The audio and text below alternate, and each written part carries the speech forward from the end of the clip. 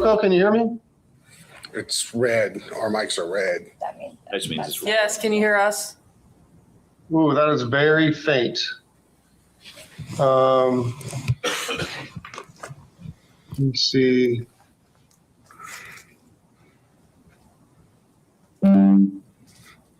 All right, say something again.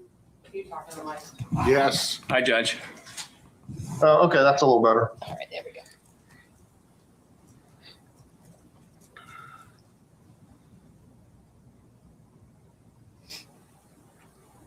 All right, are we on the record? Can someone say yes? Yes.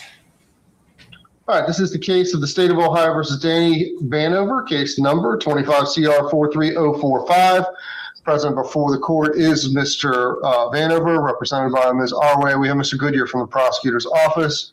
We are here today for the purpose of conference in advance of our jury trial set to begin here on, I want to believe, I think it's March 9th. Is that right? That's right, Judge. Yes, Your Honor. All right. And Mr. Goodyear, what's the status from the state?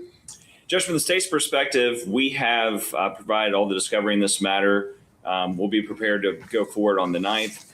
I would say one issue that I forgot to mention when we spoke in chambers briefly is, and not this is an issue, but just to make sure I have this correct. To my understanding, I have not received any discovery from the defense. So obviously, if they have no witnesses, then that's normal. But I just want to make sure at a place of record that I have not received anything.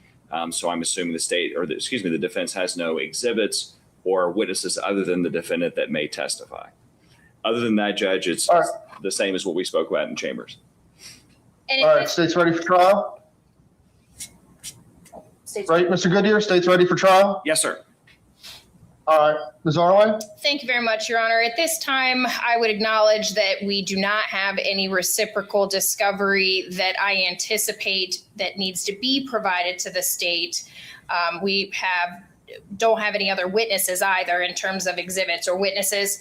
As it relates to being prepared for trial, we believe that all discovery has been exchanged. There are two items, that being some videos from a bond hearing in this case and the forensic interview of LV that I will be confirming. I believe the state has provided it, but I'm confirming that, and I will get with Mr. Goodyear here today, if not, but otherwise I expect that we will be prepared to go forward on the 9th. All right, and it's my understanding there have been no substantive plea negotiations, no offer from the state, and nothing that Mr. Vanover is inclined to do to resolve. Well, I've been dealing with the mental health stuff, so I applied for disability, but I've still been looking for work. But I canvassed with the Democratic Party and stuff for prosecutors and stuff like that. But I haven't really had a car because with the felonies, it's real hard to get a job. I got denied at Walmart and even Dollar General, and then my granny and stuff been moving around. So I don't trust public transportation only because one time I was at public transportation, somebody had died in front of me, and I called my mom. So I was just real. But that's what's going on with it. But I'm still looking for work. I'm technically employed, but I can't work because I don't have the car. Okay. And I know that you were on a number of medications. Is that correct? Yes. Are you taking those medications No, regularly? They just changed me to hydrazine because I'm not going to lie. I did stop taking them because I was having so many seizures and stuff. It was hurting real bad. But Right. I was still going to counseling. I tried to get my medicine changed. There was a lot of doctors that said they couldn't help me. But I found a doctor that could help me, and that's at Crossley Wellness. Her name is Taylor, and she had got me back on hydrazine, and that was the only medication that I ever liked. Everything else makes me seizure up, or if I sit right here like this, it just hurts so bad, I can't stay still. Okay. But you are currently on how many medications? Just hydrazine. Just hydrazine. Yes, sir. Okay. And all the other medications that you were prescribed are no longer prescribed. No. Is that fair? Is that correct? Yes, sir. Okay. But you're taking the hydrazine as prescribed, correct? Yes, it's 25 milligrams. It's 25 milligram dose. Okay. All right. I know that there was a lot of communication between you and your probation officer, that there was some issue with a 45-day or 46-day absconding issue. Excuse me. I just need to make sure that you're doing well, that you're following the rules, Yes, sir. and that you're taking your medication as prescribed. Yes, sir. Okay? Stay in contact with your probation officer. Anything else, Molly? No, Your Honor. Can Go I add ahead. something? I was gonna say, I don't know. I feel like that you would have discharged me early because I was doing so good and I already had paid all my restitution and stuff like that. That's my girlfriend right Yeah. there. That was the case that I had walked out the house and stuff just got too heated. We're still kind of young a little bit, but like nothing, like nobody was hurt, nobody was injured. They took me to jail. I had to pay bond. I never got my money back. And You're talking about some other case. yeah, that was for my violation. Remember, because you gave me another chance.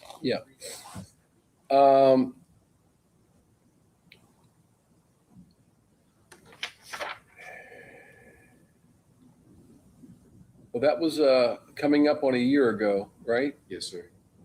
I was. And Officer Rose, I take it other than this 44 days, and again, if he's compliant with his medication now, he's back on track. Was that fair? Yes, Your Honor. Okay. And his expiration date is April 8th of this year. And what's your position with regard to allowing that to expire or extending it? I would say letting it expire would be appropriate at this time if he can get verification that he is compliant on the medications. I think the issue is we've been told he wasn't compliant at this point. You understand? I had the big stack of paperwork. I've been going. I had to pay a $360 copay for one of my counseling. Okay. Just listen. You got looks like about 2 months left on supervision. So all she's asking is that she wants some verification of this change in the prescription. Yeah. I sent it to my PO in Flint. Yesterday she should have it. Okay, This they is- might not have sent it to me yet. If they Okay, got this it. is your PO.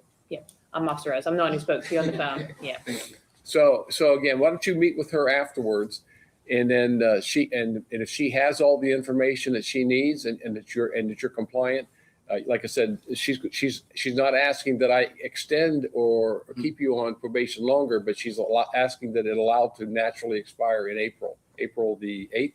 Yes, Your Honor. So you got less than 2 months to go. So just keep up what you're doing and just do your medication, stay out of trouble, and we'll be fine. Okay. I appreciate it. I've been taking a real estate class too, so I should be done with that pretty soon. Okay.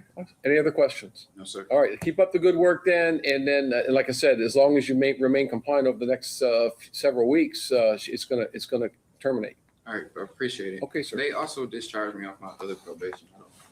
They Okay. did tell me that. All right. Why don't you go talk with Officer Rose then after we're done here, and then hopefully we won't see you again, right? You're right. Never again. All right, sir. Good You luck. can head back down to court services so you can still drug test, and then I'll come meet with.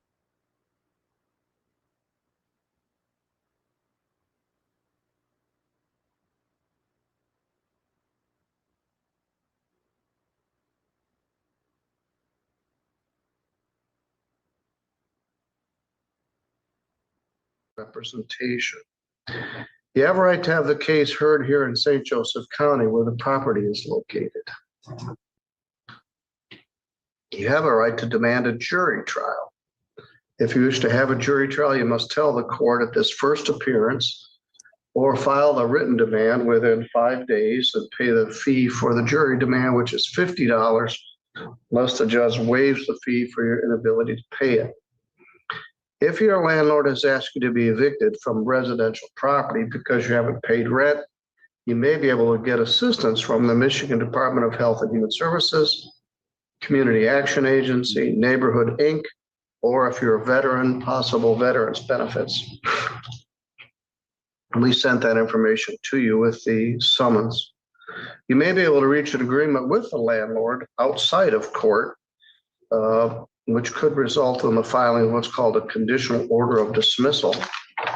Or if both parties are interested, I could refer the matter to mediation.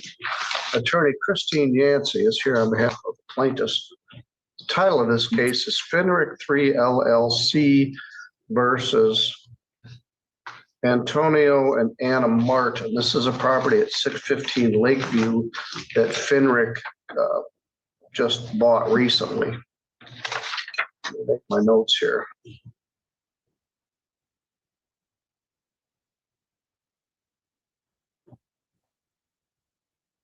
Usually our legal aid representative is here to join us. I'm not sure whether she's available today. Your landlord contends that your rent through February, with January and February's late fee,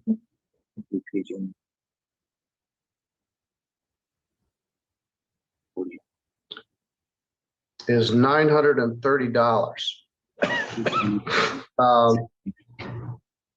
Plus an $80 electric bill, plus $217.45 of court costs. And they claim that through February, your rent arrearage is $1,227.25. No. That's, they contend. What's your position? We paid January's rent. It was $850, and we didn't pay the late fee because we didn't know there was a late fee yet. And then we haven't paid February's yet because she told us she still was taking us to court and evicting us after we paid the January's rent. So we didn't know what to do after that. Well, Your Honor, this is just a non-payment of rent. This isn't a termination of tenancy.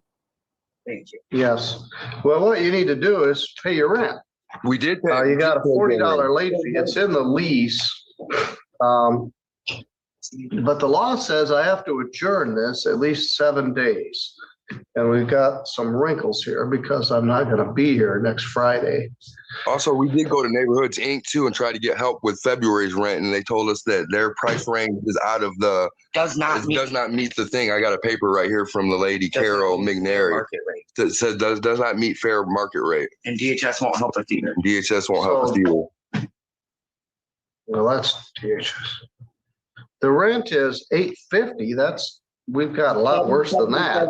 Well, it used to be $650, and when she took it over, she bumped it up to $850. So that's where the problem was.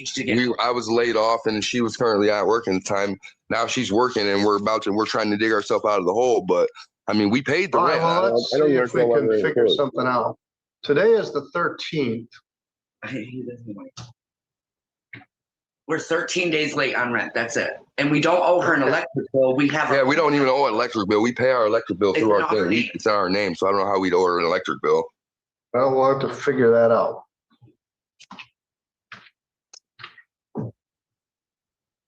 Electric bills aren't even $60 a month here. They're like $48. Well, we paid it though, so why is she even bring it up? It's our name. It's our bill. I don't know. I need a pen to do some math though. Christine, you're set to be here Friday, February 27th at 9:10. I'm going to continue this.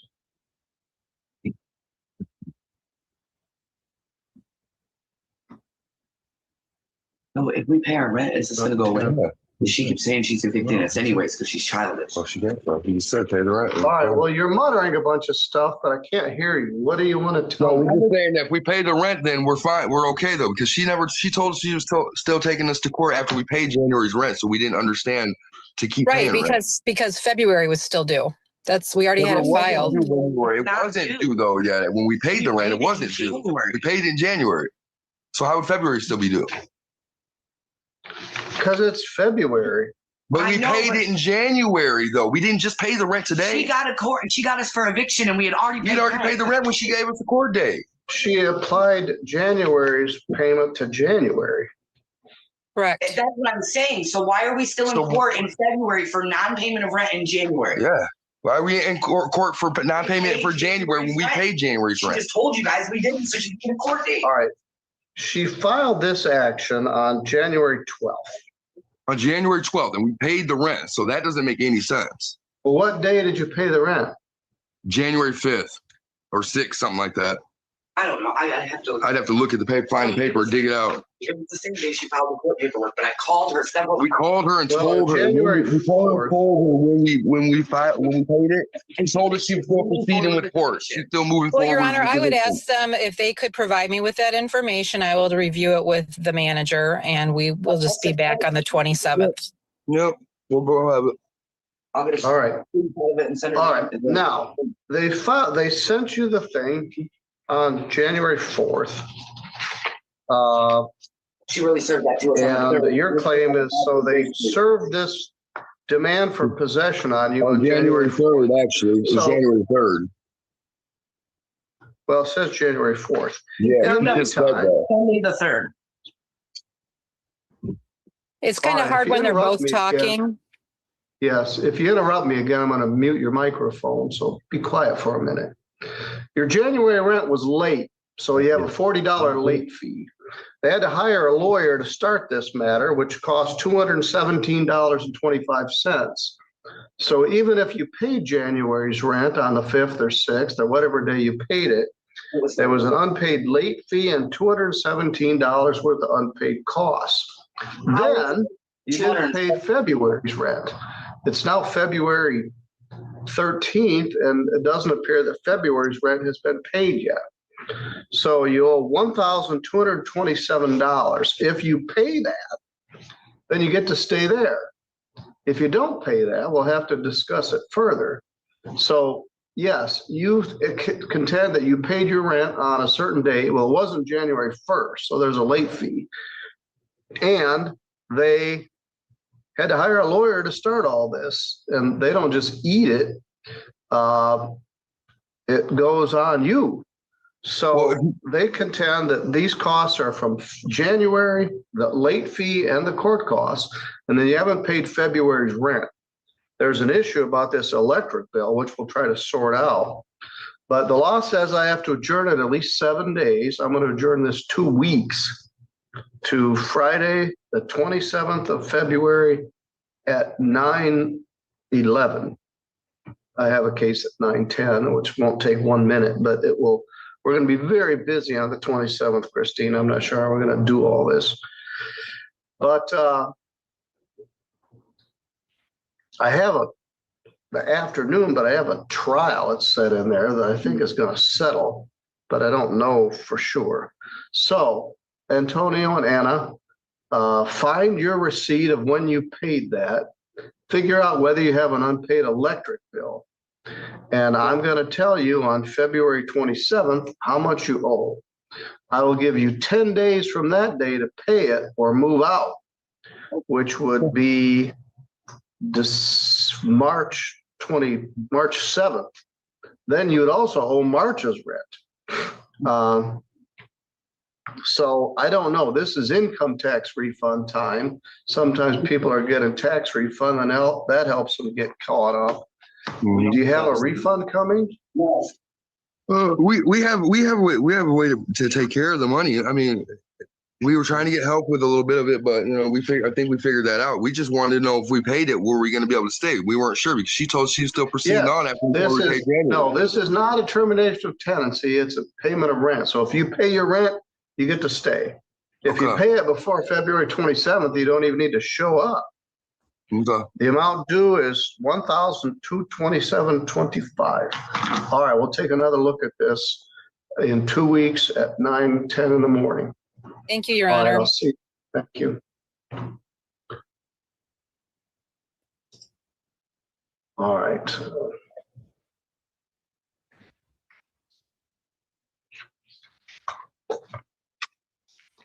All right, and Mr. Martin, I'll let you go. Okay.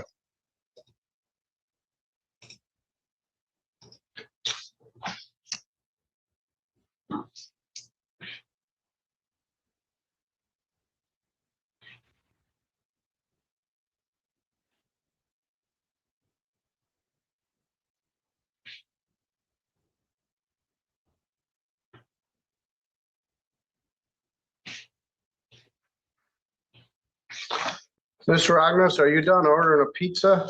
I was trying, but they don't deliver this early in the morning. Let's see who we got here. I've got Motorola G. Who am I speaking with? Could you? My California friends contend I can unmute the microphones at my end, but it doesn't work. What's your name, ma'am? Your microphone is on mute.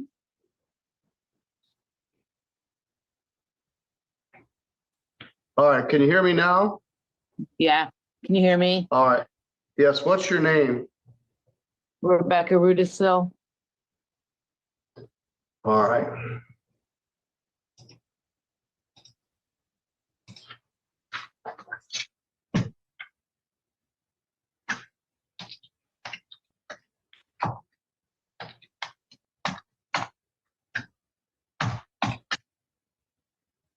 All right, we'll change that. We'll bring on our next customer, John Paker.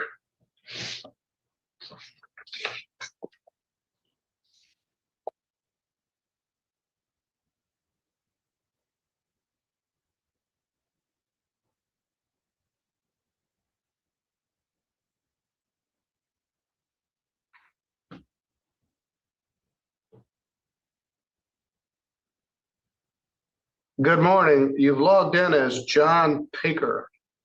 Who am I speaking with?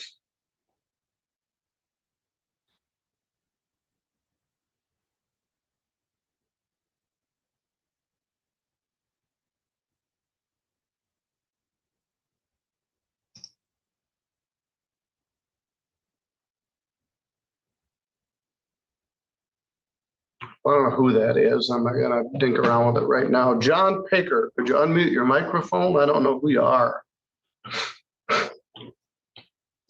All right, we'll take up our next matter. It's titled Learn Investments, and Monty and Vicky Learn are here by Zoom. Their attorney, Andrew Rognes, is here. The tenant, Rebecca Rudisil, is also present. This is one of the apartments at 1200 North Elm Street. And this is filed as a non-payment of rent case. Ms. Rudisil, you weren't here just a minute ago when I went through the advice of rights with the last client. So let me tell you this. I apologize. I have a cold and I'm a bit stuffy. As a defendant in a landlord-tenant proceeding, including non-payment of rent, you have the following legal rights. You have the right to hire a lawyer. If you cannot afford an attorney, a legal aid attorney may be available to help you.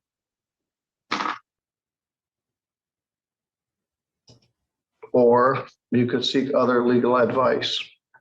You have a right to a trial by a jury or by the court. If you wish to demand a jury trial, you must tell me at this first appearance and be prepared to pay the $50 jury demand fee, or file the demand in writing within 5 days and pay the fee unless the judge waives it for your inability to pay it.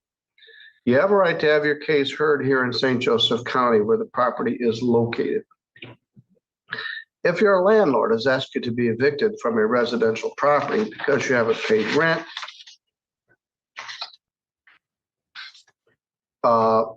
you may be able to get financial assistance, and you may be able to reach an agreement with the landlord through mediation, and there could be a conditional order of dismissal. Those rights don't exactly fit these facts. The Learns got a judgment against you back in October, where you were supposed to pay $5,800 or move by October 30th. You didn't move. They have 56 days from today to ask for the writ of eviction, and then 56 days to serve it. So those dates have passed. So Mr. Rognes has asked for permission to ask for a writ of eviction beyond 56 days. This sometimes goes under the category of no good deed goes unpunished. I've given you a time to move by October of last year, and you haven't moved. Mr. Rognes, what's the status here? Your Honor, in this particular circumstance, Ms. Rudisil did make a $750 payment in December. The Learns keep getting told by the agency that the check's just a matter of days away from coming in, but it's been like 3 weeks since that's taken place. What I would request, Your Honor, is issue the writ, but mail it to our office. Don't give it to Bruce. And then hopefully something transpires with the agency in the interim and we don't have to utilize it. But if we do, we've got it sitting here and I can just call Bruce to come pick it up if he needs to. Well, what's the current arrearage? Oh, boy, you would ask me that. I got a math. Mrs. Learn, do you know what the current arrearage is? Well, the agency is supposed to pay $4,500. And we have February rent right now of $750, which brings it to $5,250. And we had been working with Rebecca with regards to January. What is the agency? Neighborhood agency.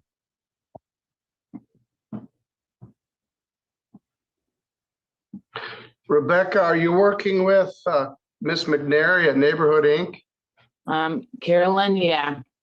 It's all right. And she told me that. She told me 45 was going to be paid, 4,500, and the check should be there. And I went and talked to her last week and checked again, and she said it should be in the mail. So I don't know. Well, as I told you earlier, the only thing that cures this is paying the entire amount. I will allow the writ of eviction to enter.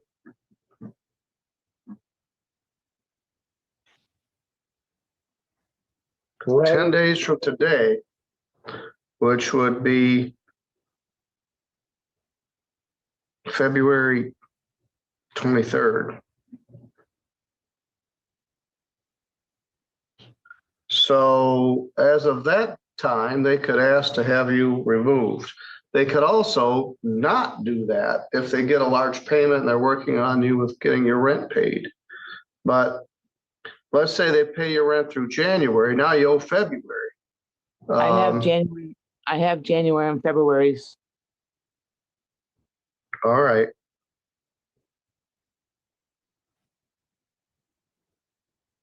Do you have a tax refund coming? Yeah. You said yes? Yeah. All right.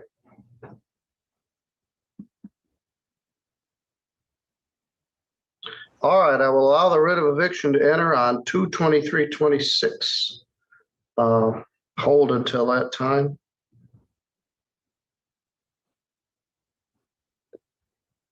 Stay in contact. Your Honor, could you have the clerks put a note on it to have Bruce call the Learns before he executes the writ on the 24th? All right. Thank you.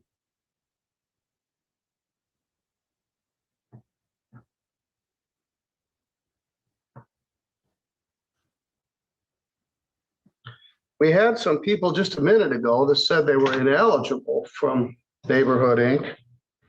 Their rent was $850, yours is $750. Anyway, hopefully, Miss Rudisil, you can get this paid and stay there. You're ready to pay January and February. You have a tax refund. Maybe by March 1st, you can get on level ground. But I'm going to hold this for 10 days before I issue it. I'm going to ask the process server to contact the Learns before he executes the writ. Anything further? No, sir. All right. Ms. Rudisil, do you have any questions? No, sir. All right. Stay in contact with Ms. McNary and with the Learns. You're good to go. Okay. Thank you. All right. Thank you. Mr. Middleton. All right. We'll let the Learns go back about their day. Okay. All right, let's see who all we've got here. We have the distinguished Mr. Tyrone Fleeman on the next couple of cases. We have David Munoz, who's here on one case. We have Shayna Tyler. That's not Shayna Tyler, that's Mr. Artley. We have Devin Thompson. I'm not sure which case they're on. And I have John Paker, who I've never been able to identify. Excuse me.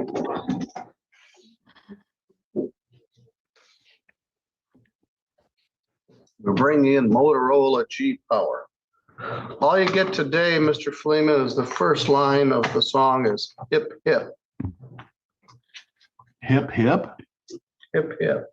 There's more, but. I hope so. Hip, hip. Hip, hip. Just Google that and you'll get it. Okay. All right, let's see who we've got here. Shayna Tyler, which case are you here on? Oh, that's again, Mr. Artley.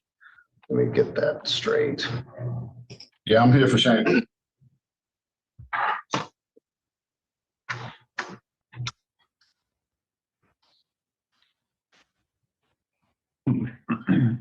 All right, I've got Motorola G Power.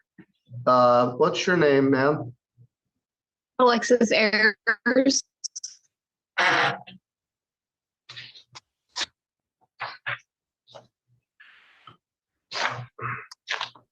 Alexis, what's your last name? Ayers, Ayers. I believe she's one of mine, Judge, one of my Stonehouse Yep. cases.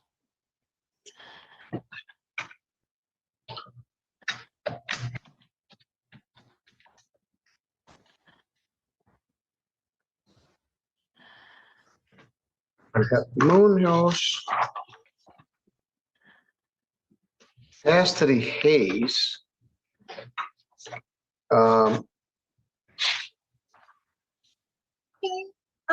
David Munoz. Viewers Limited versus Rancor. Hold on. I don't have a Alexis Ayers.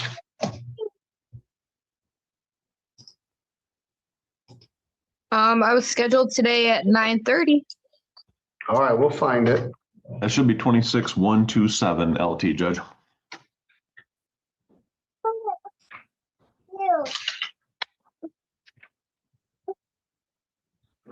I don't have it. Elaine, it appears I'm missing 26127 Stonehouse Apartments versus Alexis Ayers. Sorry, Judge, I didn't look. We mailed the conditional dismissal in for Miss Ayers on the 5th. So I think that's probably why That's probably why they took it off the docket. Well, she's here. We'll make a record on it. Okay. I still don't know who Devin Thompson is or That's John. my manager. Devin Thompson's my manager for Stonehouse. Okay. And John Paker or John P. Aker, you're like a boulder in the stream. I don't know who you are. You're welcome, baby. Yeah, be quiet, okay? Mommy's doing something very important. You're welcome. All right. Also, Chastity Hayes is set for 9:25 and she's late. All right, let's talk to Mr. Munoz and Miss Ayers. Mr. Munoz, you're here on a non-payment of rent case. Your landlord alleges you haven't paid the rent. Miss Ayers, you've apparently squared your matter away, and I don't know who John P. Aker is, or Paker. I'm gonna remove him here in a minute. Anyway, you are in a landlord-tenant matter where there's alleged that you're behind on your rent. Your landlord wants you to pay the rent or move. You have a right to hire a lawyer in this matter. If you can't afford one, you could request legal aid to represent you, and we sent you that information, or you could seek other legal advice. You have a right to have the case heard here in St. Joseph County, where the property is located. You have a right to demand a jury trial. That's never happened yet since I've been here, but maybe one day it will. If you want a jury trial, you must tell the court at this first appearance and pay the $50 jury demand fee, unless the judge waives it for your inability to pay it.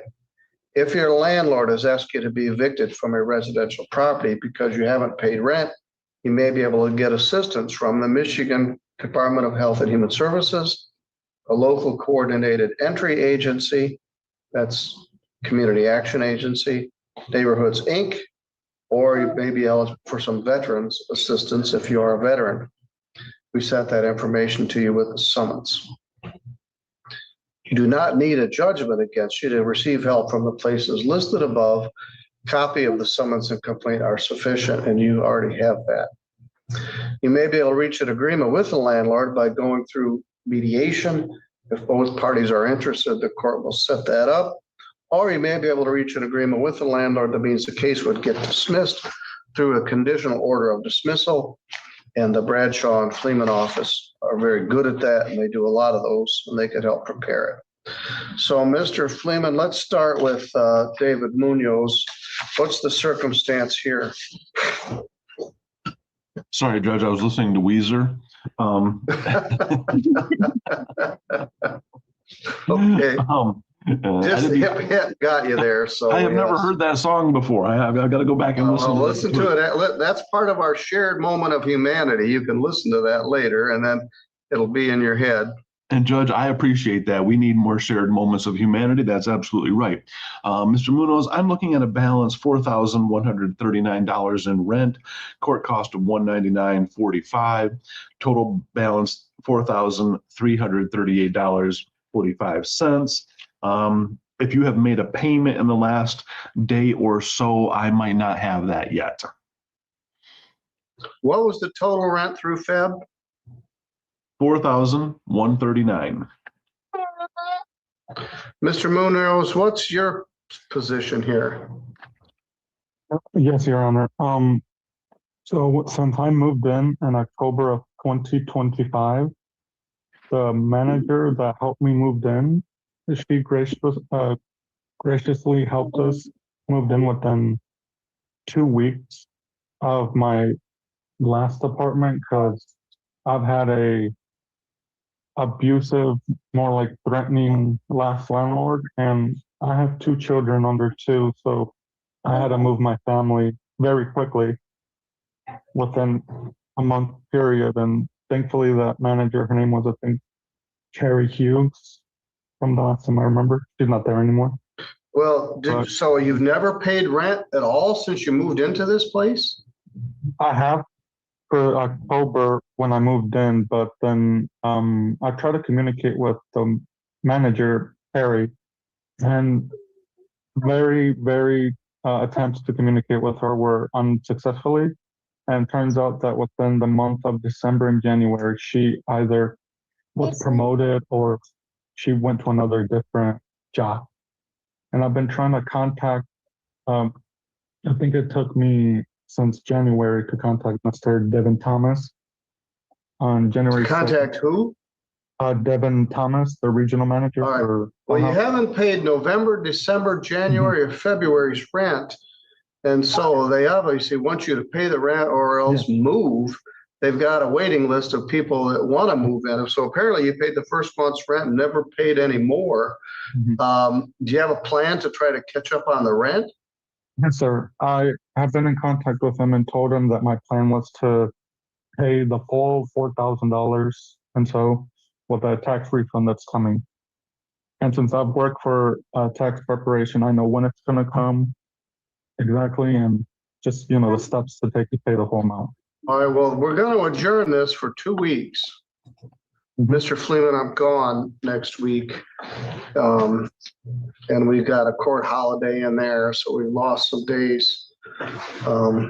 And Judge, I was going to ask for 2 weeks anyways, because John's gone next week and I'm gone the week after that. But this was John's case originally, so he can he will be handling it. So what date are you putting this on?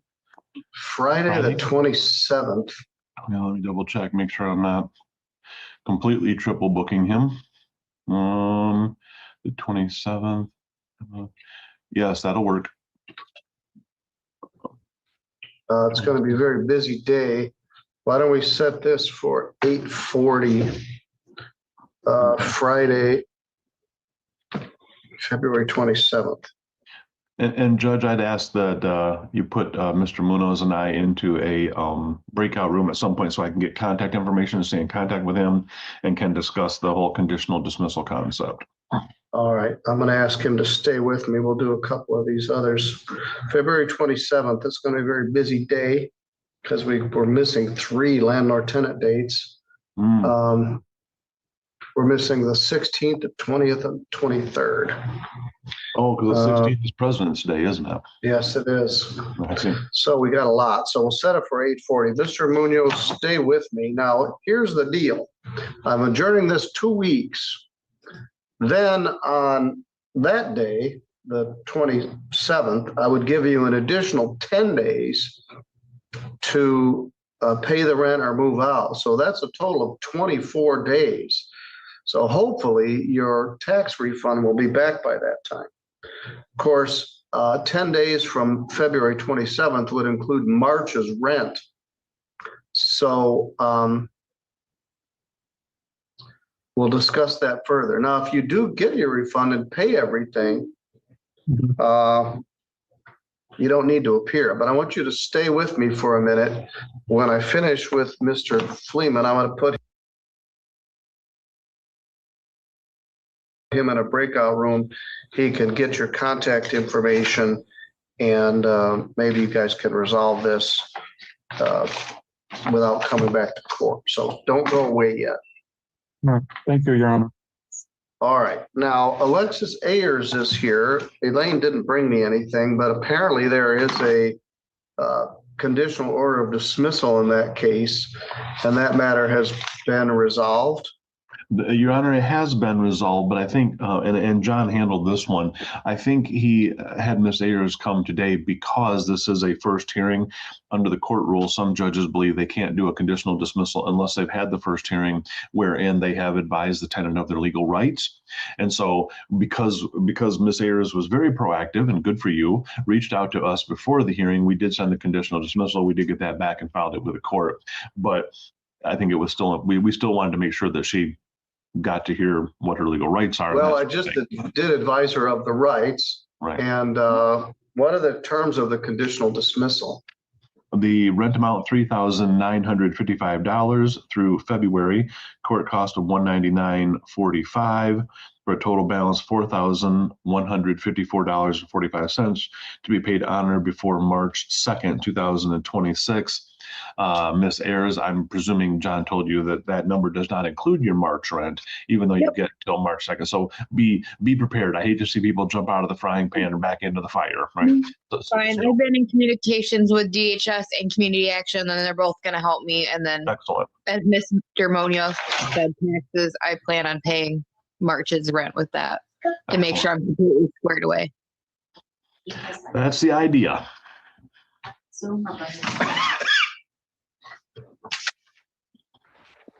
Just put him in this out as. You can put everybody in there. Okay, all right. All right, Ms. Ayers, let me make a note here.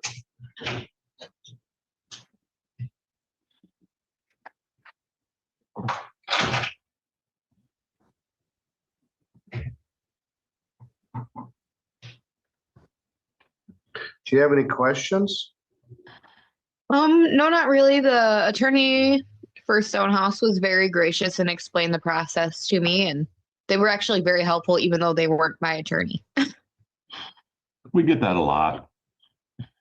They are very gracious. All right, Miss Ayers, best of luck to you. If we need to do anything further, we'll be here. Thank you. I really appreciate your time today. Thank you. I'm glad you were here.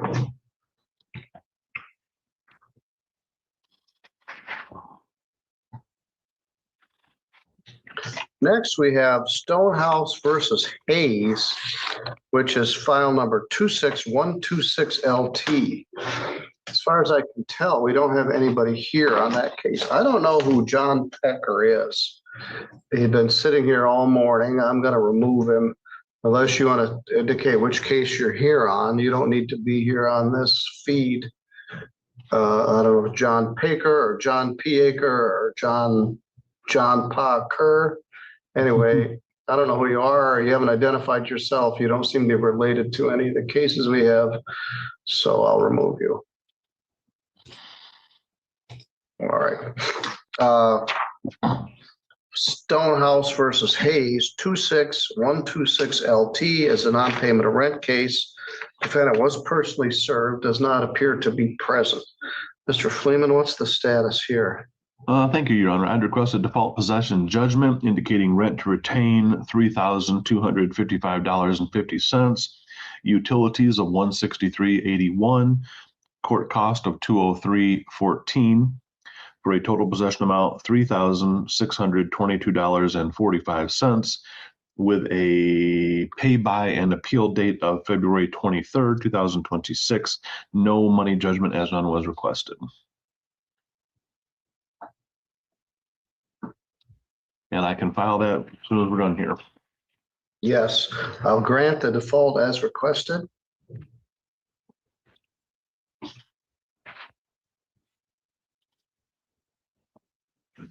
Mr. Freeman will send us a 935.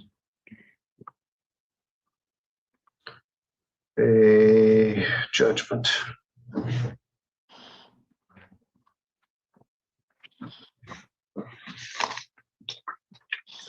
Next, we have Three Rivers Limited versus Rancor. And I don't see anybody on that case either. That's set for 9:35. It's now 9:41.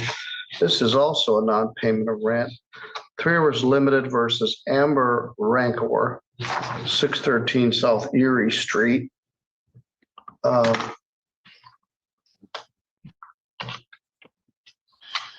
What's the circumstance here?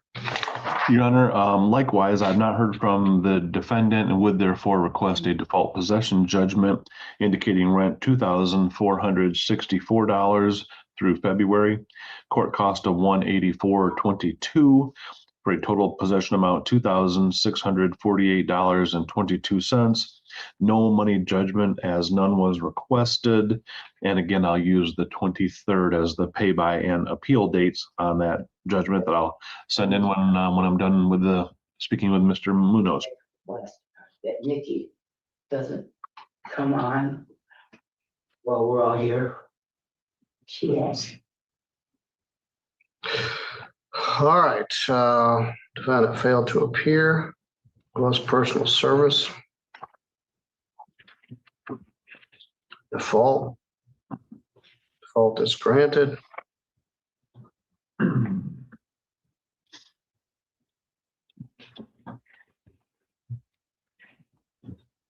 And never did figure out who John Paker was. He's not here. This gets a little bit back on track. And Judge, that wasn't one of my other cases either. I'm not saying that is one of my Well, let other me cases. set up a breakout room for you and Mr. Munoz. And then we'll continue with our other case. Now we're just a minute or two behind. And Daniel, we're all good on your case. You're good to go. Have a good weekend. Thank you. All right, Mr. Munoz, click the button that says join and you can exchange some information with Mr. Fleeman. And I'll have you put Devin Thompson in with us as well, please. All right. And do you need to hear back from us when we are done? If you need me, if you don't, you're good to go. Very good. Thank you.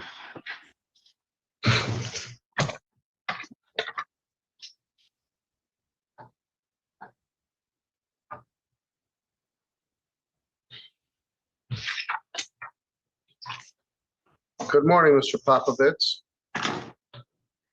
Good morning, Your Honor. Good to see you. The next couple of cases are yours.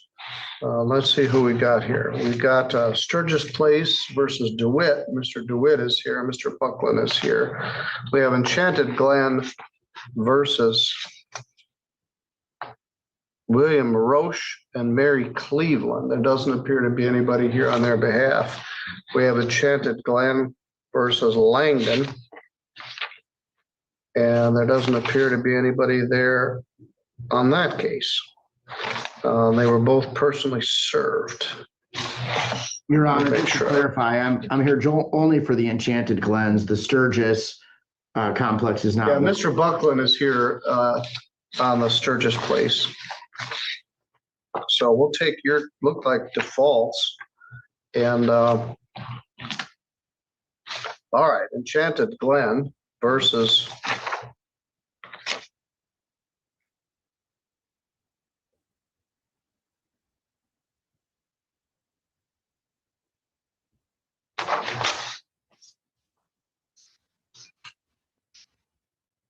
that defendant sent a letter to Meg Bauer, but she's not here and Meg Bauer's not here. That letter was emailed to us on February 10th. Mr. Popovits, what do you know about that case?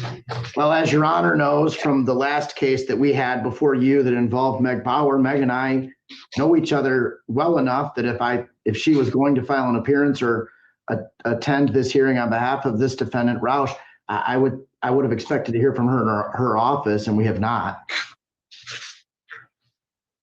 And the defendant isn't here. Ms. Shaw, is the defendant still there? Are we talking about the Roush? Yes. I have not, I'm assuming so. I have not seen her in probably about a month. Last time they were in my office was January. Well, and I think, and Kim, the question from the judge was, are they still there? So you don't have way to verify one way or the other, but you do say that you haven't seen them in a month, but you've not received keys or confirmation that they vacated, correct? Correct. Okay. All right, well, here's Ms. Bauer. She just walked in. Ms. Bauer, we're about to do a default on Enchanted Glen versus Roush. Do you know anything about that? I don't, the name doesn't ring a bell. All right.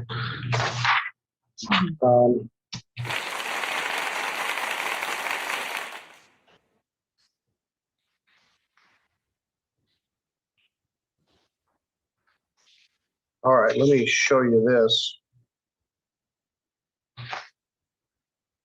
I'm going to grant the default. They may perhaps move to set it aside within 10 days, but what's the current arrearage? Your Honor, the current rent arrearage is $3,269. And then I have the court costs as well. Are you prepared? Yes, please. Okay. Filing fee of $130, court mailing fee of $26, service fees of $82.45, and attorney fees of $75 at the statutory rate. Total court costs are $313.45. What's the total? No, I have to pull out my calculator. I'm sorry. I don't have that in front of me. Not very good with math. 313.45 plus 3269. I have a total of $3,582.45. I got the same number. Perfect. All right. Can I bring this back? Yes.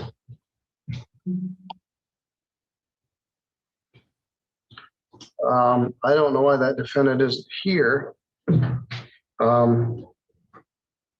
Mr. Popovich, did you get copies of those letters? No, I've not seen anything. And I would ask, Your Honor, just from an advocacy standpoint, if we proceed with the default, but then knowing it sounds like Ms. Bauer's there in person. I'm not sure why we didn't forward those to you. I will do that forthwith. I appreciate that.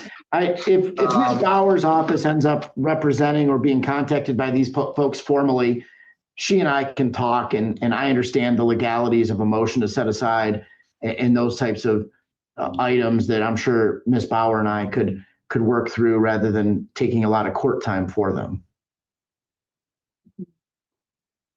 All right, I'll ask you to submit a default judgment.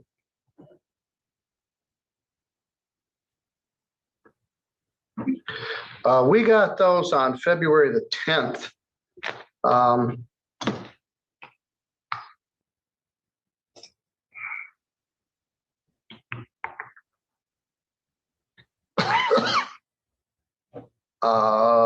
By email to the civil division, and they should have been shared with you.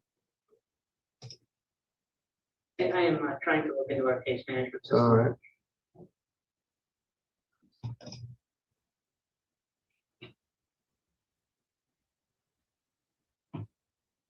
Your Honor, while we're considering the letters or things for the default judgment, we're able to use the 10-day timeline, and I measure Yes, the date for the writ is February 23rd. Got it. Thank you. I will see that those are forwarded to you and Ms. Bauer. I gave Ms. Bauer a copy. All right, well, let's talk about our next case. They're not here either.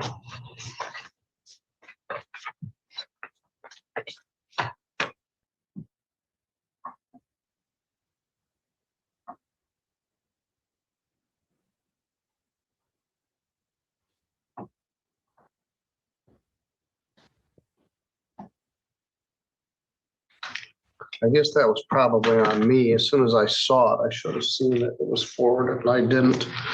So I'll take responsibility for that.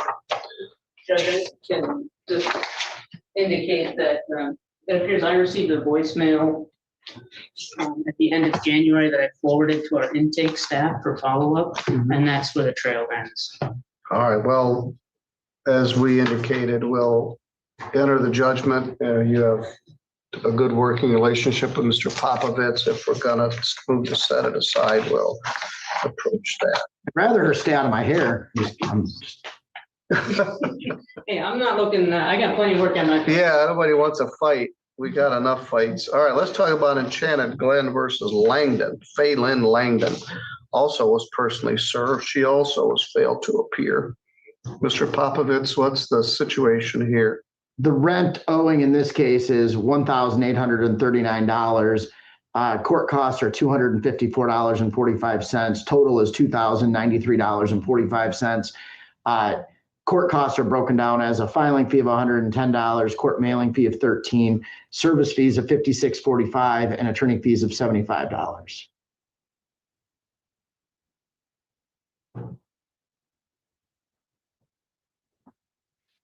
All right.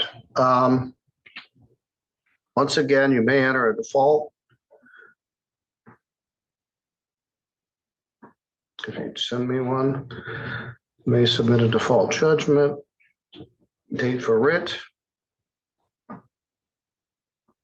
is 2/23/26. I'd appreciate if you sent that today. Monday's a court holiday.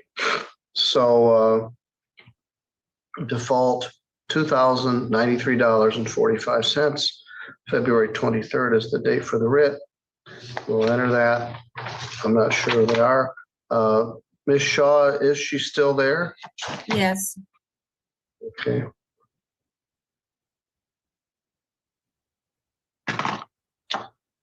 All right, two defaults helped us get caught up a little bit. We got Mr. Buckland and Mr. DeWitt. Thank you, Your Honor. Thank you, Kim. Thank you. Thank you.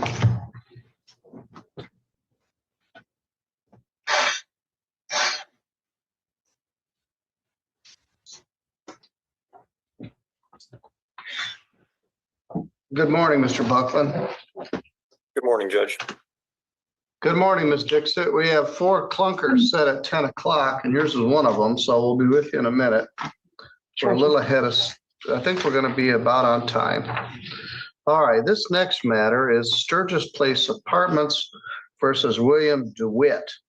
File number is 26140LT. Mr. DeWitt, can you hear me? Yeah. All right. Judge Attorney Buckland, Legal Aid of West Michigan will be filing an appearance on behalf of Mr. DeWitt. All right.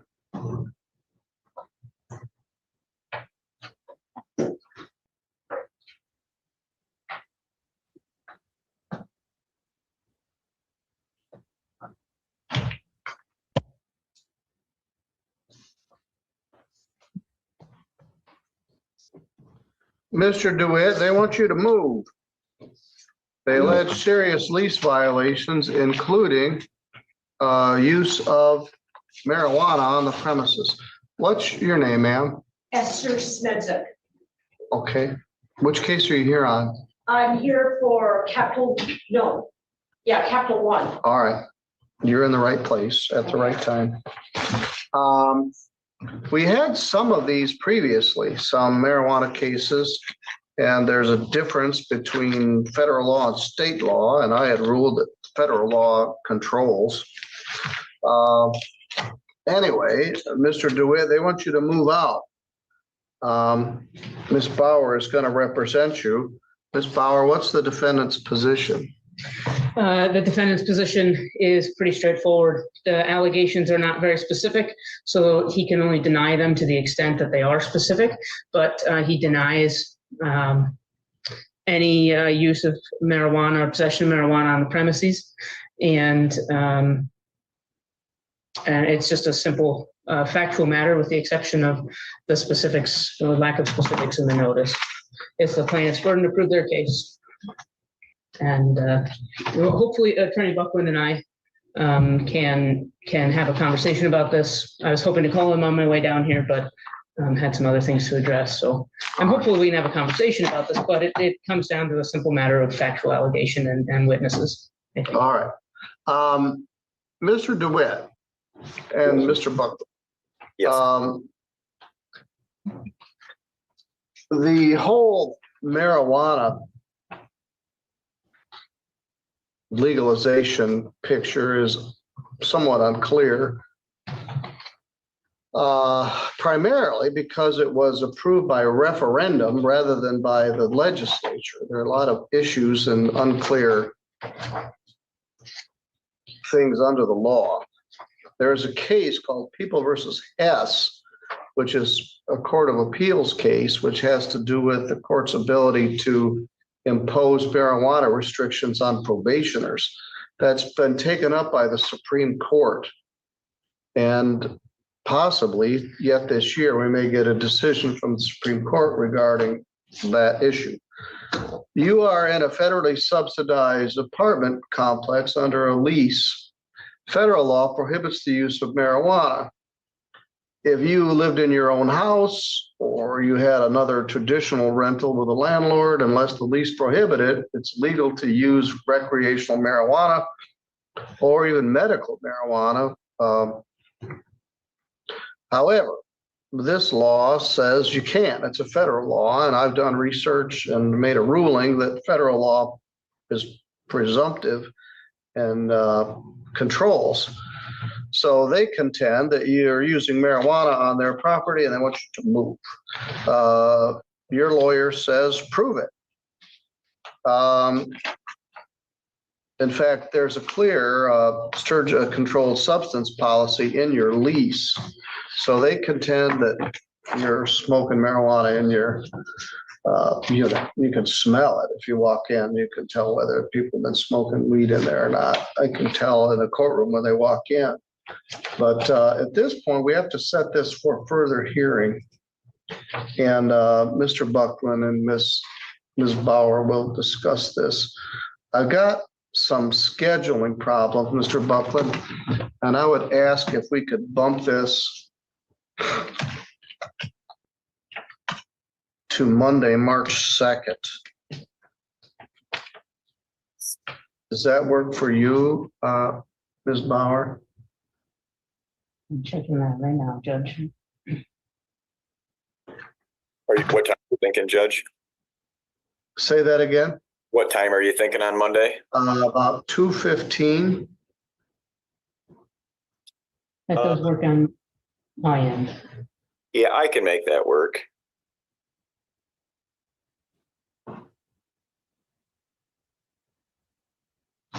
All right. Mr. DeWitt, if you are in fact using marijuana there, I suggest that you stop. You can smoke it in other places, but you can't smoke it at Maple Towers pursuant to the lease. They're going to discuss this and see whether we need to have a trial regarding this or something can be worked out. But I'm going to kick the can all the way out to March 2nd because I'm going to be gone for a little bit and we have a court holiday in there. So Ms. Bauer will meet with you before you leave, so stick around. She's got some obligations with me, although Meg, I'm about to segue into general civil for a half an hour or more. So I will put Mr. DeWitt in the waiting room and then you can consult with him. 2 p.m. flat. 2:15 on March 2nd.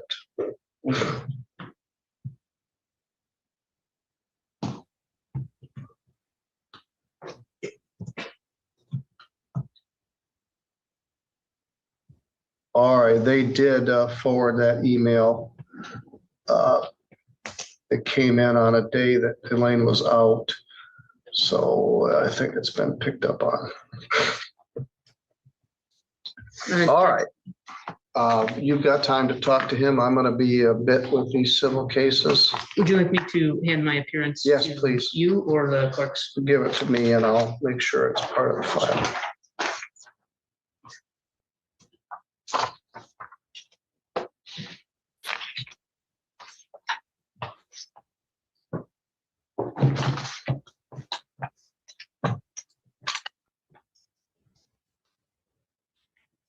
This is the part of the morning where we come to a screeching halt in landlord-tenant cases. Mr. Buckland, you're good to go. I'll see you in March. All right, thank you. And we switch to general civil matters. So let me stop this. Stop the live feed for just a moment. Restart it. All right, now I've got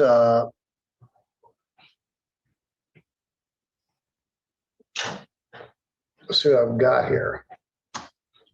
Good morning, Mr. Groen. Good morning, Your Honor. Which case are you on? I'm here on hopefully one that's not even, you don't even have, but I just wanted to double check because we did send in a consent judgment signed by both attorneys in the Citibank Henry Smith matter.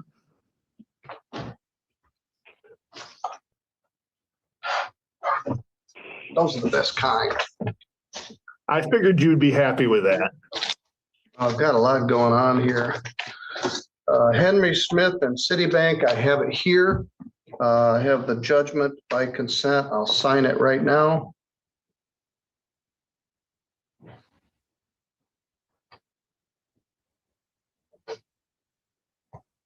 The amount is $4,320.08, signed by plaintiff's attorney and attorney for the defendant. So that one is done. So you're good to go. Thank you. I appreciate it, Your Honor. Have a good weekend. All right, thank you. I'm working on it. All right, now, Mr. Bears, which case are you here on? Good morning, Your Honor. Capital One versus Esther Smedzyak. She is present in the courtroom. Ms. Dixit, which case have you got? Yes, Judge, I'm representing the plaintiff in this matter. It's a case ending in 755. Who's the defendant? Karen Hart.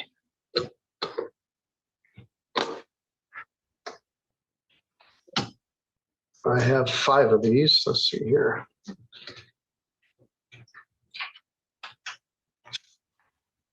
Yes. No, I'm not. I'm just getting things organized here. So let's move it. All right. Is anyone here on behalf of Karen Hart?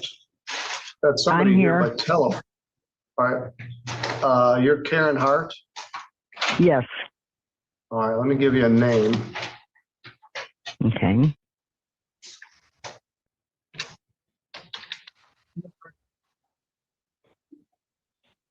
All right. Stay right where you are. Okay.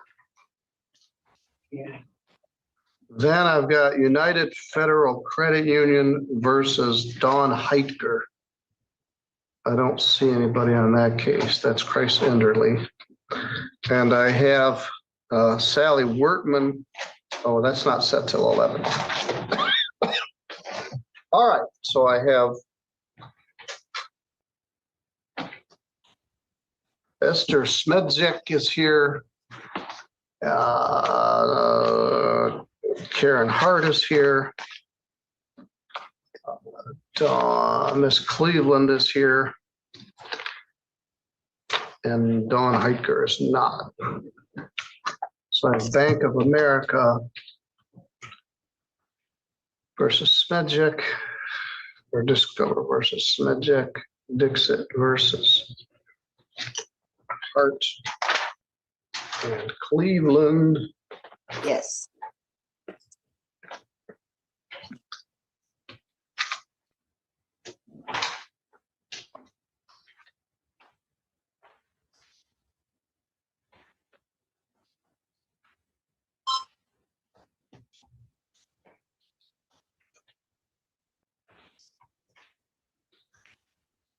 Miss Cleveland, which case are you here on? On landlord tenant in Shandard Glen. Oh, well, that was about 30 minutes ago. I was late getting in. I I tried last night to get in and I got in just fine. And this morning I tried to get in and I could not. Well, I don't have a case for you for Enchanted Glen here today. So let me look. Nope.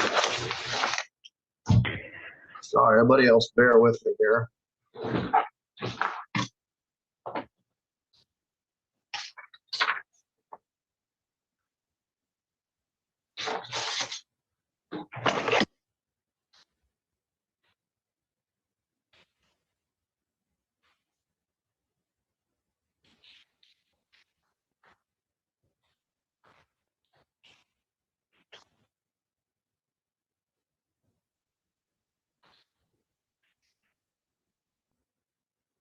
Says it's set for today at 9:40 a.m. Right. Well, you weren't here at 9:40 a.m. No, like I said, I kept trying to get in the app, but I couldn't get in. I was freaking out. I'm very sorry. Last night I got in just fine. I saw somebody was practicing last night. Yeah. Elaine, I don't have enchant. Oops. Let me go find out. Stay right where you are, everybody. I'm going to step out for a minute and we'll find out what happened to Miss Cleveland's case. And we'll take up our 2 civil matters. Don't go away.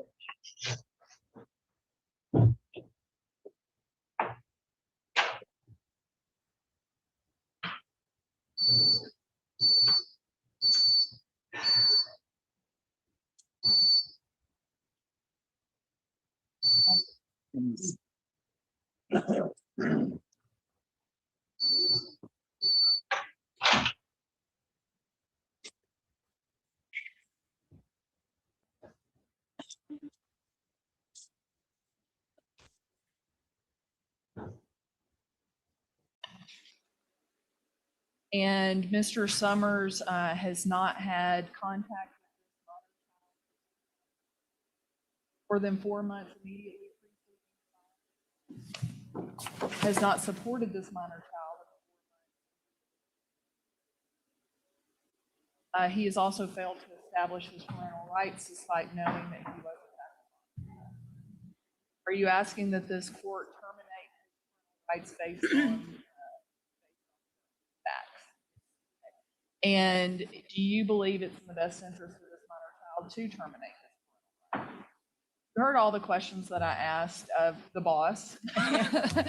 And do you agree with all the statements that we've just made?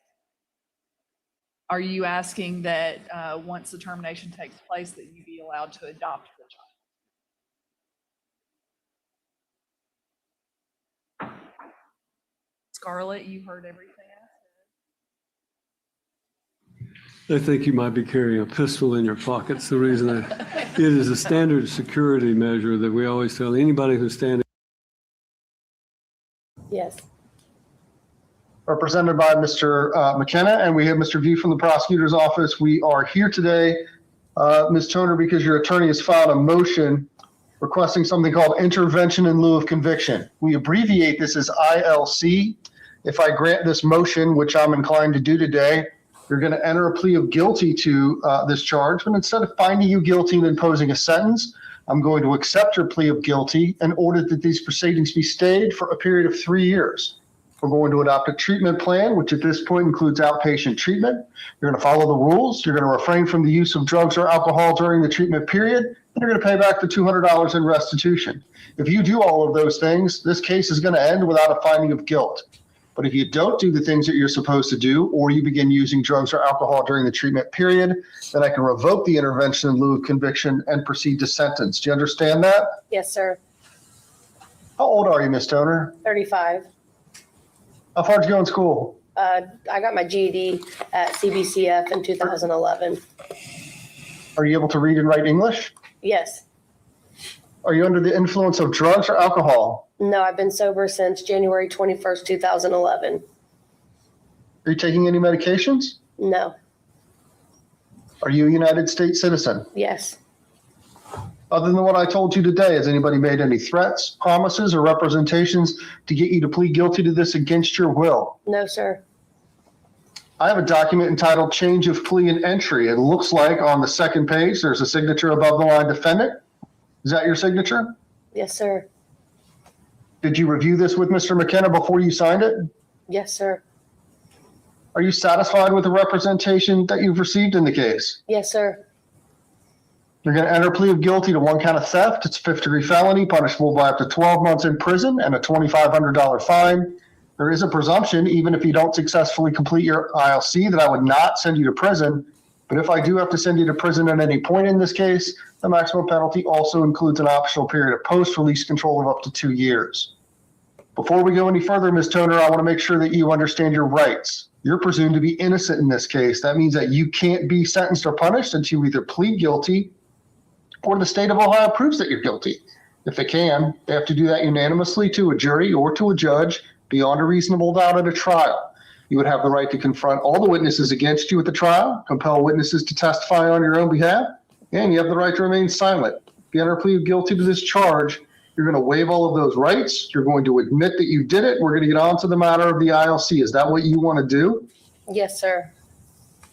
Mr. View, what are the facts in the case? Your Honor, if the case were to proceed to trial, the state would produce evidence beyond a reasonable doubt that on September the 20th of 2025 at Miami Valley Gaming, located in Turtle Creek Township, Warren County, state of Ohio, that the defendant did aid and abet another, that being co-defendant Zachary Arnett, in the theft of a wallet that contained credit cards, property listed under ORC 291371. Anything on those facts, Mr. McKenna? No, Your Honor. Ms. Toner, did you hear those facts? Yes, sir. Do you admit that they are true? Yes, sir. You understand the right you're giving up by entering a plea? Yes, I do. What's your plea? Guilty. I'm going to accept your plea of guilty. I think it's been made in a knowing, voluntary, and intelligent fashion, only after you had been fully advised of your constitutional rights, which you waived and rejected here in open court. I'm going to grant the motion for intervention in lieu of conviction in order that these proceedings be stayed for a period of 3 years. We're going to adopt a treatment plan for mental health outpatient treatment. You're going to be under the general supervision of the probation department, not on probation, but those are the folks that supervise my ILCs. And we have $200 in restitution. The plan, Ms. Toner, is to transfer this case to Clark County, but I want to see you again in 60 days if this $200 in restitution is not paid by then, okay? Yes, sir. All right. Again, you're going to be under the supervision of the probation department, and you're going to be subject to random drug testing. Anything else? Anything I forgot? No, Your Honor. All right. Good luck to you, Ms. Toner. Thank you. Thank you. Are we ready on Malcoat? We are.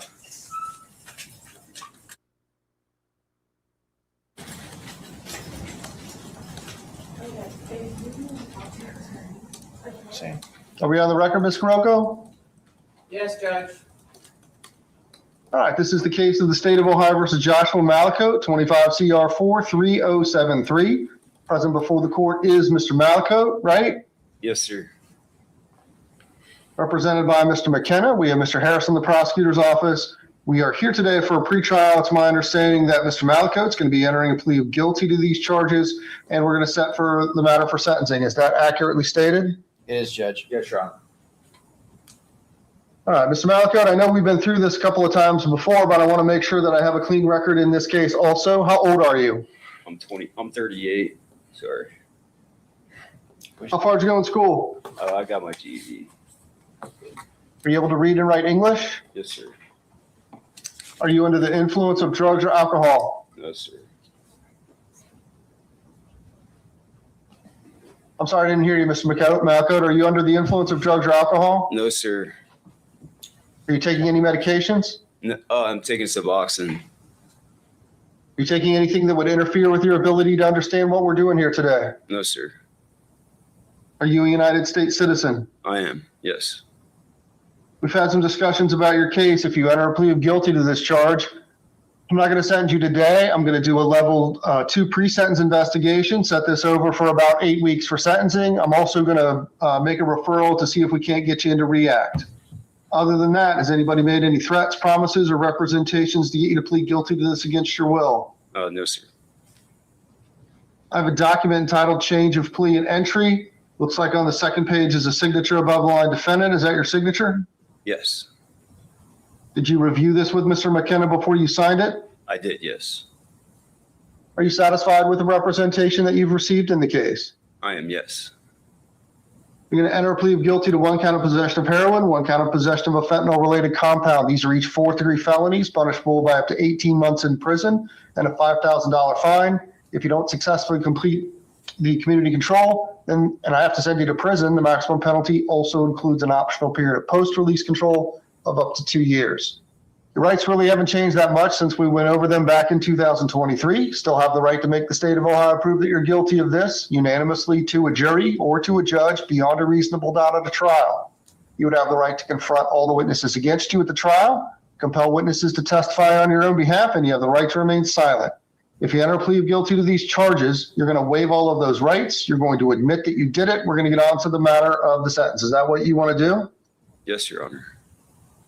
Mr. Harris, what are the facts? Your Honor, if this matter proceeded to trial, the state would show beyond a reasonable doubt, in addition to all allegations in the indictment as to counts 1 and 2, that on or about October 2nd of 2025 in the city of Lebanon, Warren County, Ohio, Joshua Malakote possessed drugs, specifically being heroin, in a level of 1.9 grams, as well as a possession of fentanyl-related compound and a combination of fentanyl, ortho, methylfentanyl, and carfentanil, 1.9 grams. This was after police response to the IGA parking lot for a well-being check of a man slumped over his steering wheel.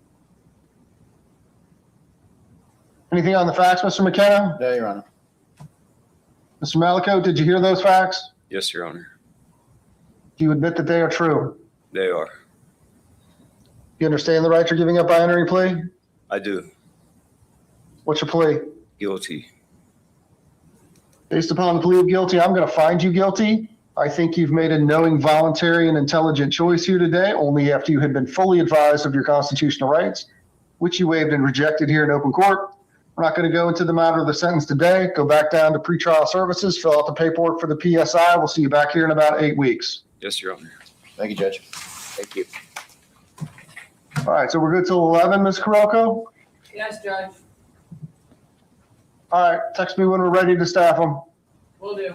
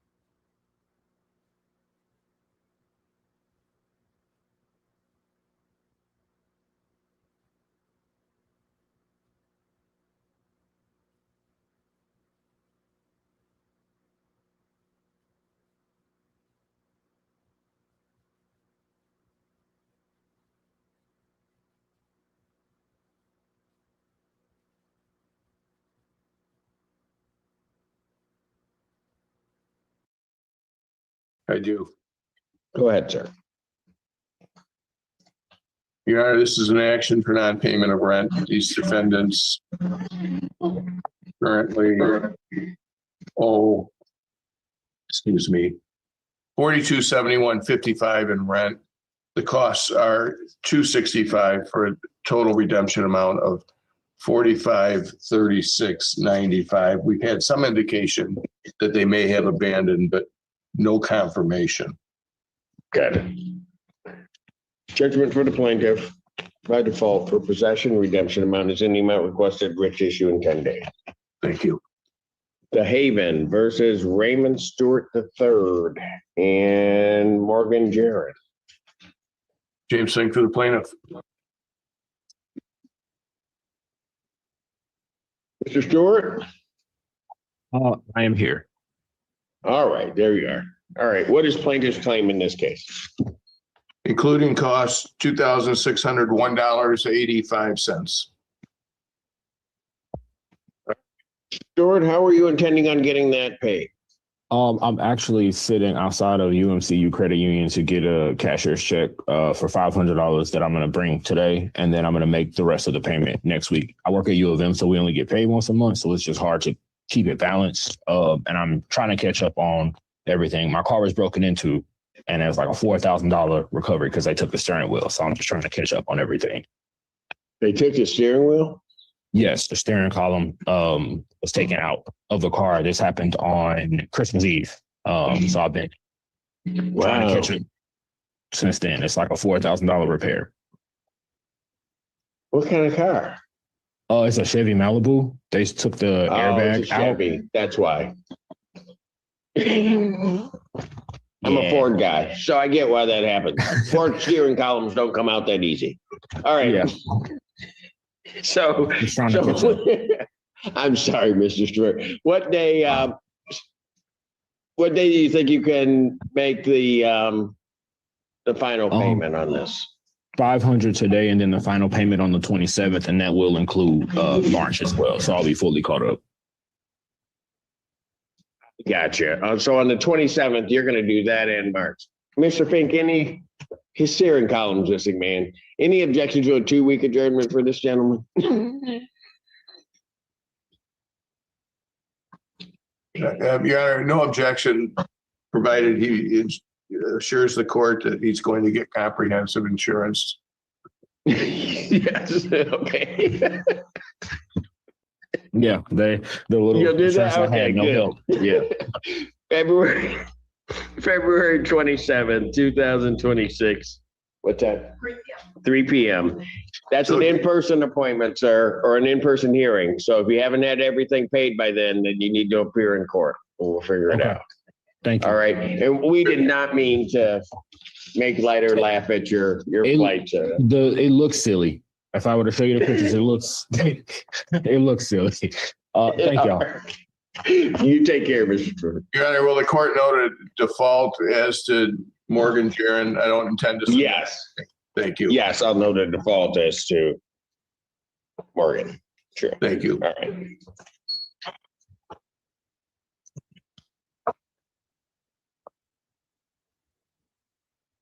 The Haven versus Jadon Hood.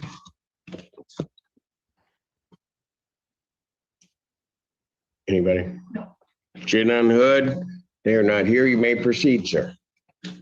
Your Honor, this is an action for non-payment of rent. This defendant owes $3,601.01 in rent. The costs are $175 for a total redemption amount on a possession only judgment of $3,776.01 with a writ to issue after 10 days. Judgment to the plaintiff by default for possession, redemption amount in the amount requested with the writ to issue in 10 days. The Haven versus Harris Salam. That matters. Dismiss. Yep, plaintiff's motion with that purpose. That's it for you for the morning, sir. It is. Thank you. Thank you. Beal Properties versus Jonathan Pickering. Good morning, Your Honor. For the record, Daniel Landman, P35797, appearing on behalf of the plaintiff. Jonathan Pickering, not checked in. If you'd like to take a default, please raise your right hand. You solemnly swear or affirm testimony you're about to give will be the truth, whole truth, nothing but the truth, so help you God. I do, Your Honor. Go ahead, sir. Thank you, Your Honor. This is a non-payment action based upon my client's books and records. There is currently rent to retain in the amount of $2,000 to $22.40, as well as cost of $175 for a grand total of $2,197.40. To the best of my knowledge, Mr. Pickering is not incompetent, a minor, or a member of the military service. Judgment to the plaintiff by default for possession, redemption amount in the amount requested, writ to issue 10 days. Beal Properties versus David, is it O'Connell? And Kudra, is it Sylvia? Daniel Landman, appearing on behalf of the plaintiff. And they are not checked in. You may proceed. Thank you, Your Honor. Again, based on my client's books and records, rent to retain is $482. Costs are $175 for a total of $657. To the best of my knowledge, this tenant is not incompetent, a minor, or a member of the military service. Judgment to the plaintiff by default for possession, redemption amount in the amount requested, writ issue 10 days. Beal Properties versus Nicholas Smith. Daniel Landman appearing for the plaintiff. They're not here. You may proceed. Thank you, Your Honor. With respect to Mr. Smith, based on my client's books and records, rent to retain is $3,055. Costs are $175 for a grand total of $3,230. To the best of my knowledge, Mr. Smith is not incompetent, a minor, or a member of the military service. Judgment to the plaintiff by default for possession, redemption amount in the amount requested, writ issue in 10 days. Manchester Manor versus Cassandra Young and Shelley Young. Daniel Landman appearing on behalf of Manchester Manor. And Edward Williams, manager of property. Neither party. I'm sorry, who's Edward Property Williams, community manager. All right. Neither party has checked in. You may proceed, counsel. Your Honor, this is also a non-payment action. We're moving for a default judgment for possession only. Based on my client's books and records, the rent to retain is $1,152.68. Costs are $242 for a grand total of $1,394.68. To the best of my knowledge, neither Cassandra Young nor Shelley Young are incompetent, minors, or members of the military service. Judgment to the plaintiff by default for possession, redemption amount in the amount requested with the writ issue in 10 days. Woodview Commons versus Whitney Albright. Daniel Landman appearing on behalf of the plaintiff. Ms. Albright is present. Yes. Good morning. Good morning. All right.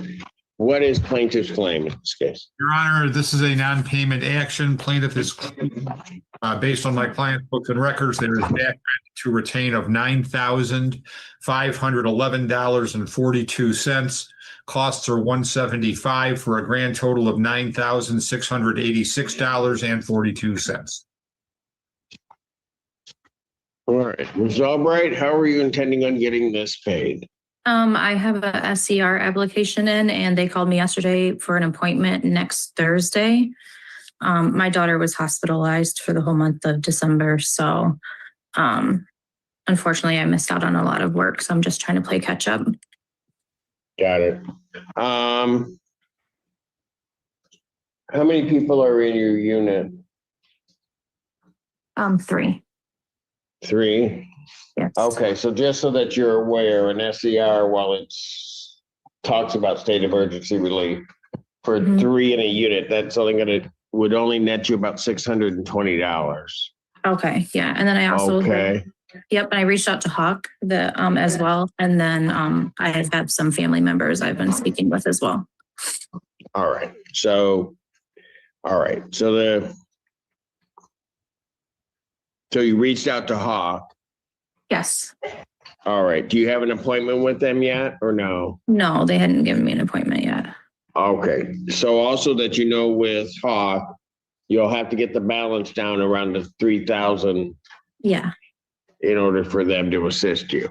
Yes. Yes. That's what I was told. Okay. Yep.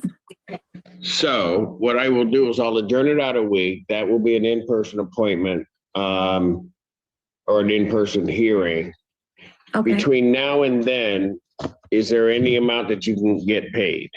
Yeah, I can pay $1,200. I just paid $200 yesterday, and then I can pay $1,200 on Wednesday. All right. So that's going to be a total of $1,400 that you will have paid by the 18th, 19th, right? Yes. Yes. Yes, sir. Okay.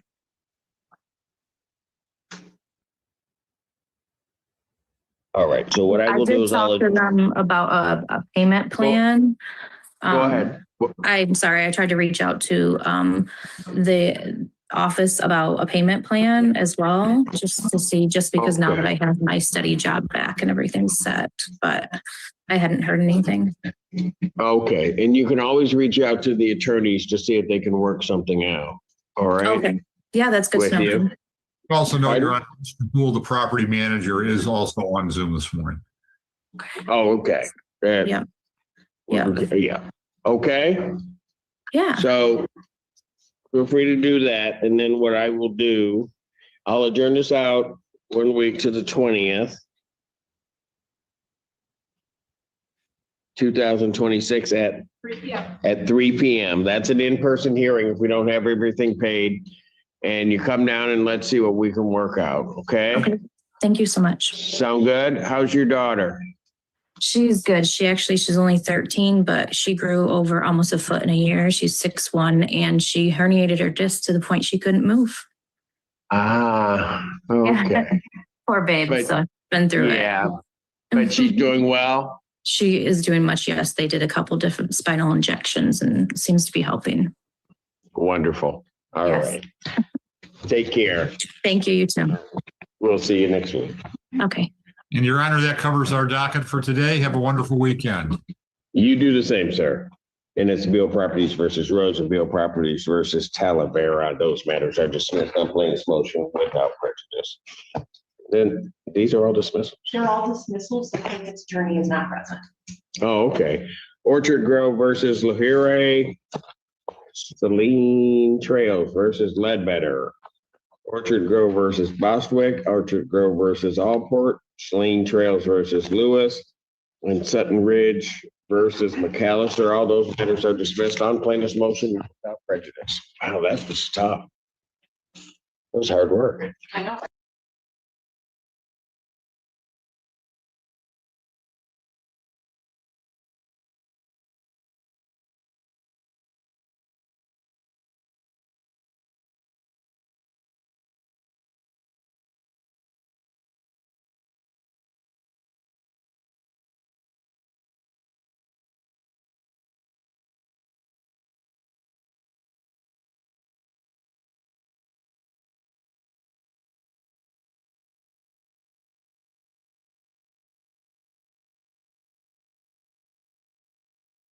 Hold it. Okay, Mr. Angot.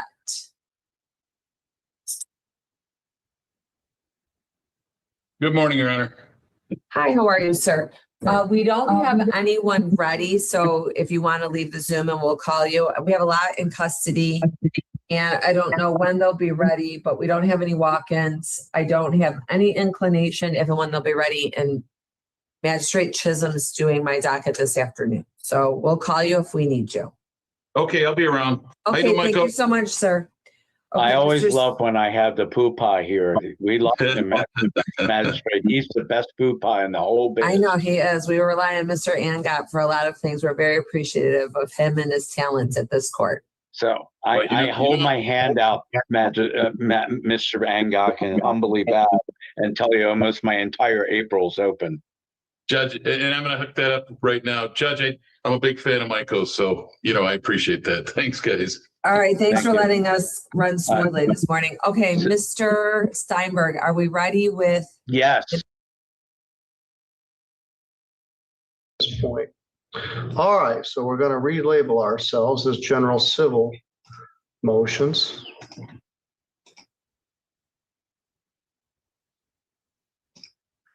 And address these matters one by one.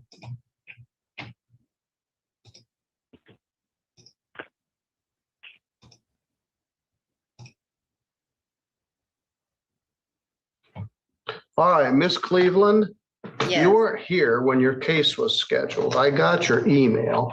I shared it with Meg Bauer from Legal Aid, and she is here. So before we're done, I'm going to put you in a room where you could speak privately with the lawyer from Legal Aid, and we'll talk about your case. Thank you. All right.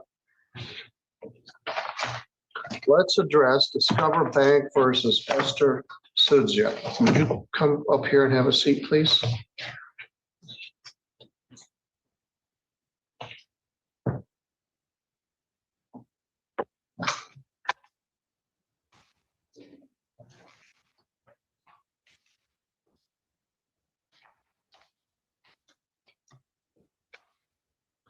Title of the case, as I indicated, is Discover Bank. Could you state your name for me? Esther Smedzik. Smedzik. Is there an M in there? Yes. Yes, there is. On the pleadings, there's no M, S-E-D. Right. But on the notice of hearing, it's Smedzik. Yes. All right. This distinguished Mr. Jeffrey Beers is here on behalf of the plaintiffs in this matter. This is a hearing on plaintiff's motion for summary disposition. This is a claim for $6,576.06 plus costs to bring the total to, that's the total, $6,576.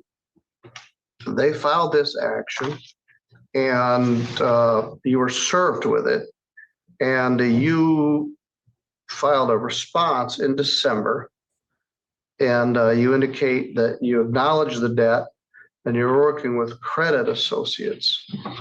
A motion for summary disposition, and this applies in the Hart case as well, is a legal motion that's filed all the time in civil cases, but it's unfamiliar to lay people. It contends that there is no material issue of fact, and you haven't stated a defense, and a judgment should simply enter on behalf of the plaintiff. And that's what Mr. Beers contends. Mr. Beers, you want to speak to that any further? That's correct, Your Honor. This is plaintiff's motion for summary disposition arising out of a default on a credit card. There's been no written response to our motion, no documentary evidence filed by the defendant to rebut our exhibits. Therefore, our motion is unopposed.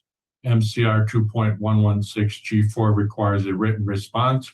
Otherwise, judgment shall enter against the defendant.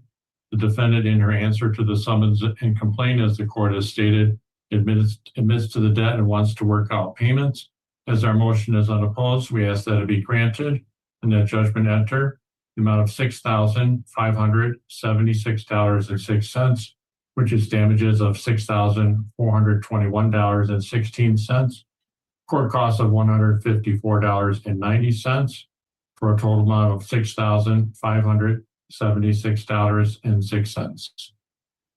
Ms. Smedjic, you've been working with a debt consolidation company? Yes. What's the name of the company? Credit Association. Associates, rather. Some of those, many of them, the people end up in worse shape after they get connected with them than before. But there are some where they do have successful resolutions of the cases. So I say this each time, I don't want to paint them all with the same brush. Mr. Beers, are you willing to speak with Ms. Smedjic in a breakout room regarding payments? Yes, please. All right, Ms. Smedjic, I'd ask you to go outside right around the corner and go in that conference room right there. Okay. Let me change that name.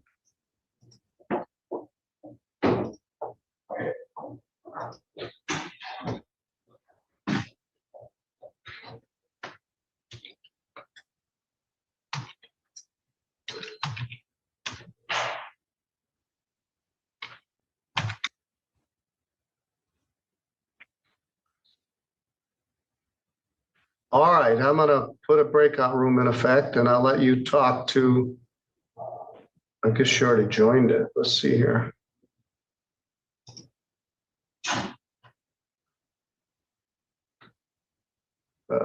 Jeffrey Beers. Thank you. I don't know where she went.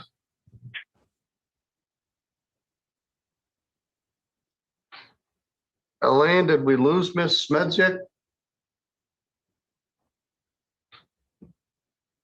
Oh, there she is.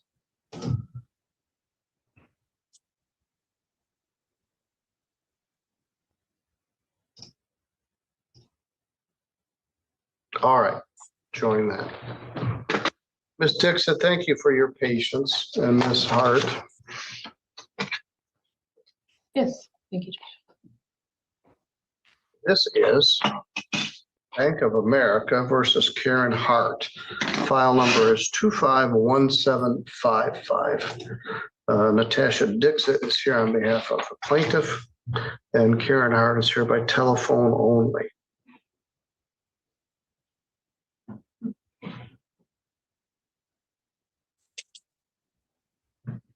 Yes, Good morning, Your Honor. This is Natasha Good Dixon morning. of the plaintiff. My P number is 82333.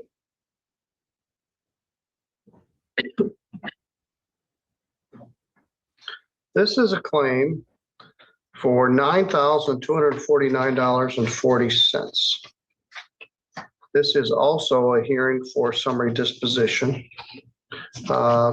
Defendant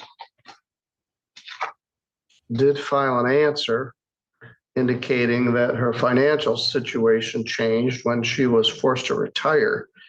And she doesn't deny the debt, but doesn't presently have the ability to pay it. Is that correct, Ms. Hart? Yes, that is, Your Honor.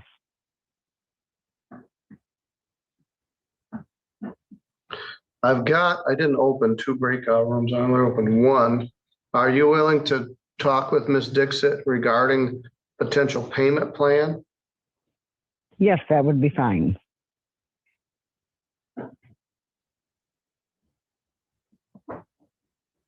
The total amount they're asking for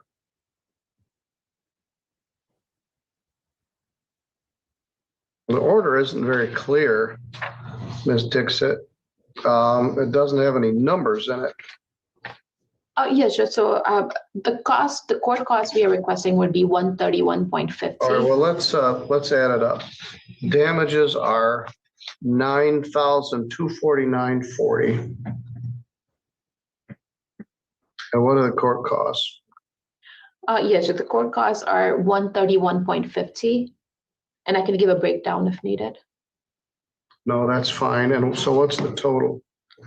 Yes, sure. So the damages are actually 9,239.51. So 9,239.51. That will be the I damage. got 9,249. I'm sorry, Judge. Not sure. I think they're.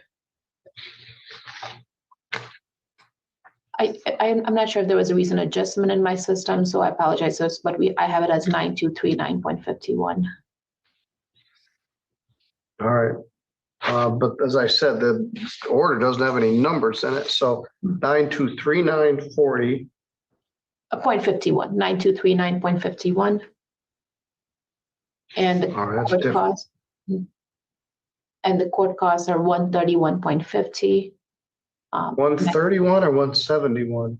131.50. Those are the court costs. 131.50. And the total, I do have the total over here. That will be the judgment. If granted, we would be requesting a judgment of total for $9,371.01. So it's 9,371.01. All right. You're Mr. John Parker? Parker. Parker. Yes. Well, which case are you here on? Let me grab the paperwork, please.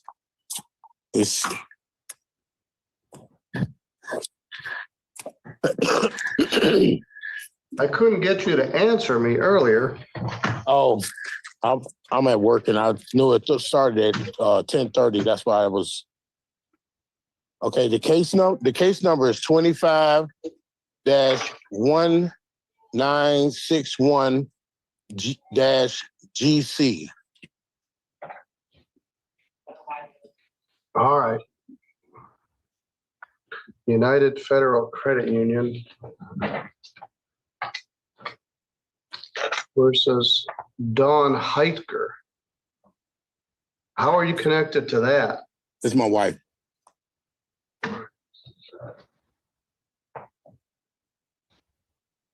Her name was Heitcher when we did the loan for the truck, and it was mine. All right, well, stick around for a minute. Okay. All right, Miss Hart, that's a lot of money, Yeah. $9,371. I've got people in the breakout room right now, and I'm gonna allow you to go into the breakout room with Ms. Dixit and discuss the ability to maybe set up a payment plan. This order I got is a bit lacking, but let's see how they're doing in the breakout room. I may need to open more than one room. All right, let me put you guys in a room 2. All right, thank you, Judge. And Natasha dips it into room 2. All right, there we go.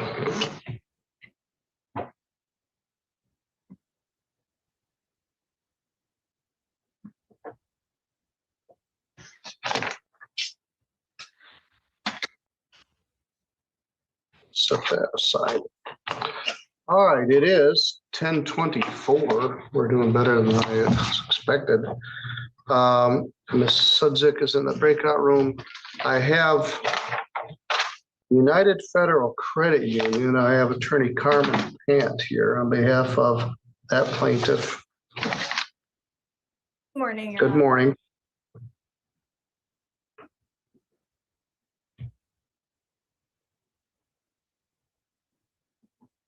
Your P number is 88042. Correct, Your Honor. Mr. John Parker is here from work. The title of the case is United Federal Credit Union versus Don Heitker and John Parker. Mr. Parker is here, and Ms. Heitker filed a motion to set aside the default, but Mr. Parker did not. I was with her when we did it. All right. Well, let's back up. Yeah, your name is on it, Don Heitker and John Parker. The lawsuit was filed. You didn't file an answer, and they entered a default judgment. I did on December 9th, in the amount of $15,888.22. A few days later, on December 16th, you and your wife came in and made a motion to set this judgment aside. There's certain rules that apply when you move to set a judgment aside, and it's in the plaintiff's brief. You bought a Yukon Denali. Yes. For a lot of money, $45,000, and defaulted on it. Yeah, but when, oh, go ahead. All right, well, just a minute. Okay. So when you move to set the default aside, you have to follow the court rule, which is 2.603D. And you have to show that there's a meritorious defense, and you're supposed to file an affidavit of meritorious defense, and you're supposed to show good cause why you didn't file an answer. So the plaintiff is objecting to the motion to set aside the default because you haven't stated a meritorious defense, and there is no justification for failing to file an answer. Ms. Pant, am I in the right neighborhood? Yes, Your Honor. As you've indicated on the scale form that the defendants filled out, nothing was marked in regards to, I believe it was paragraph 2, where they could put their meritorious defense as well as good cause. Nothing was included. So as Your Honor has stated, we're requesting that the default be allowed to stand.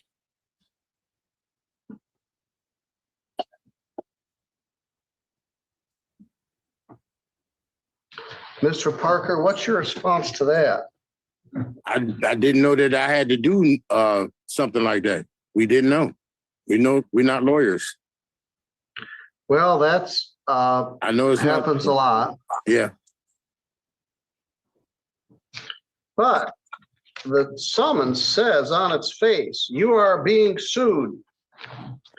You have 21 days to file an answer to this in big letters, and very often people don't. So the judgment entered. So there's one issue, you didn't file an answer, and 2, you haven't stated any defense. You owe this money according to the plaintiff. Yeah, but and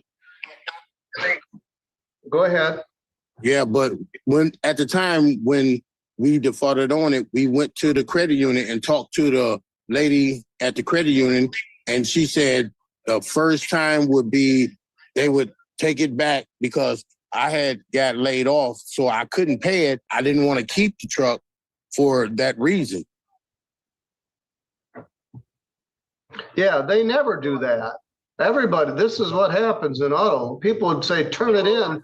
I can't afford it anymore. Right. That's not how it works. They Okay. take it, then they sell it at auction, and then they pay what they received at auction against the amount borrowed, and you owe the balance. Right. I And understand so that. that's what this is. Where were you working? Where I'm working right now, I got laid off from Winnebago. But you're back to work now? Yes. Where's your wife? She work at she at work. She work at Grand Design.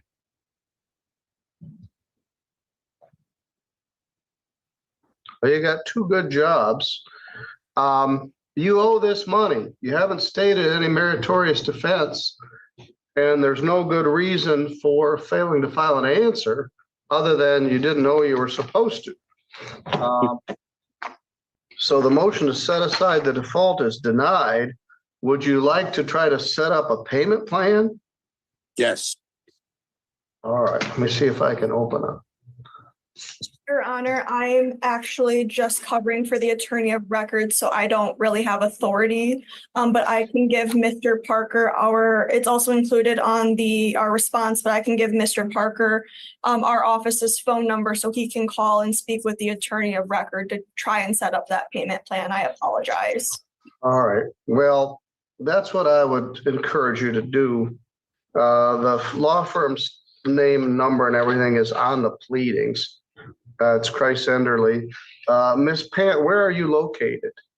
Our office is in Grand Rapids, but we also have offices in Kalamazoo and Battle Creek as well. All right, so you're with the Christ Enderly firm, but you're not, okay. Yes, Raymond C. Schultz is the attorney of record. I'm just covering the hearing for him today.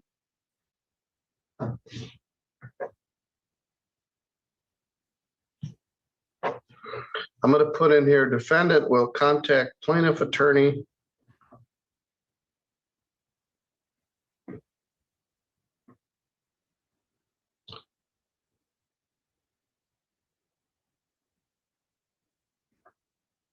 and attempt payment plan.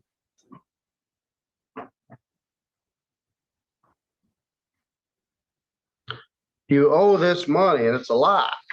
I know every time that we tried to contact the bank, they were saying that we didn't owe nothing because they was taking it to the auction and auction it off. We didn't know how much they received for it or nothing. They wouldn't tell us nothing. These are probably my least favorite kinds of cases. Now, this isn't from an auto seller where they charge 21% interest. This was a financed nice Denali at reasonable interest rates, 6% or something. 6.2%. Before I got laid off, I didn't miss a payment. Yes, well, then you did. Then they repossessed the car. They sold it at a cheap price at an auction, and you owe the difference. Okay. So this goes under the category of paying for a dead horse. You're paying for a car you no longer own. And I do dozens of these in the course of the year. This one's better than a lot because it's a credit union loan as opposed to buying it from a payday car loan place where they charge very high interest rates. Anyway, I denied your motion to set aside the default because you've not established a meritorious defense or good cause for failing to answer the summons. So the judgment stands in the amount of $15,576 plus costs. Defendant will contact plaintiff attorney, Mr. Schultz, try to work out payment plan.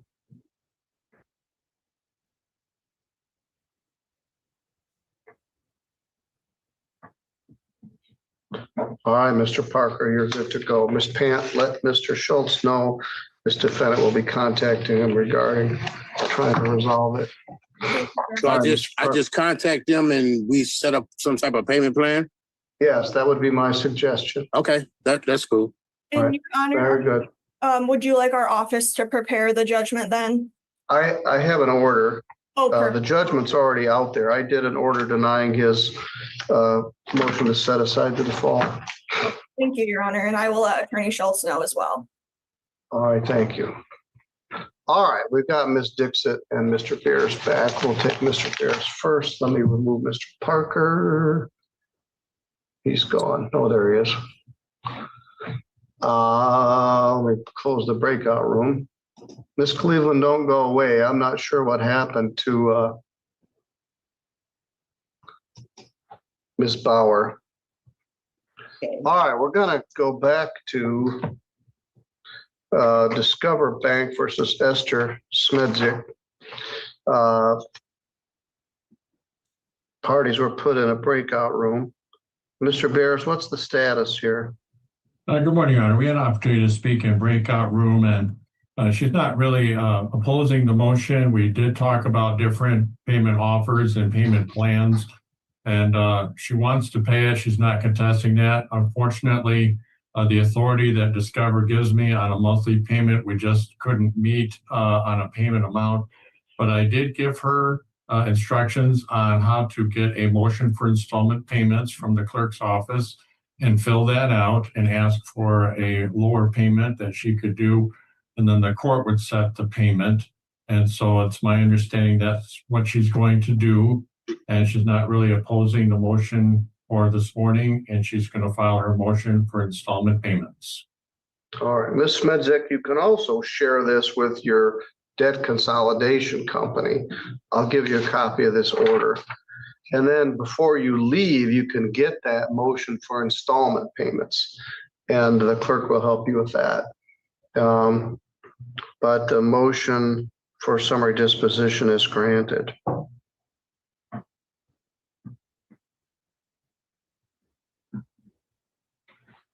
And Mr. Bears, your motion's got the correct numbers in it.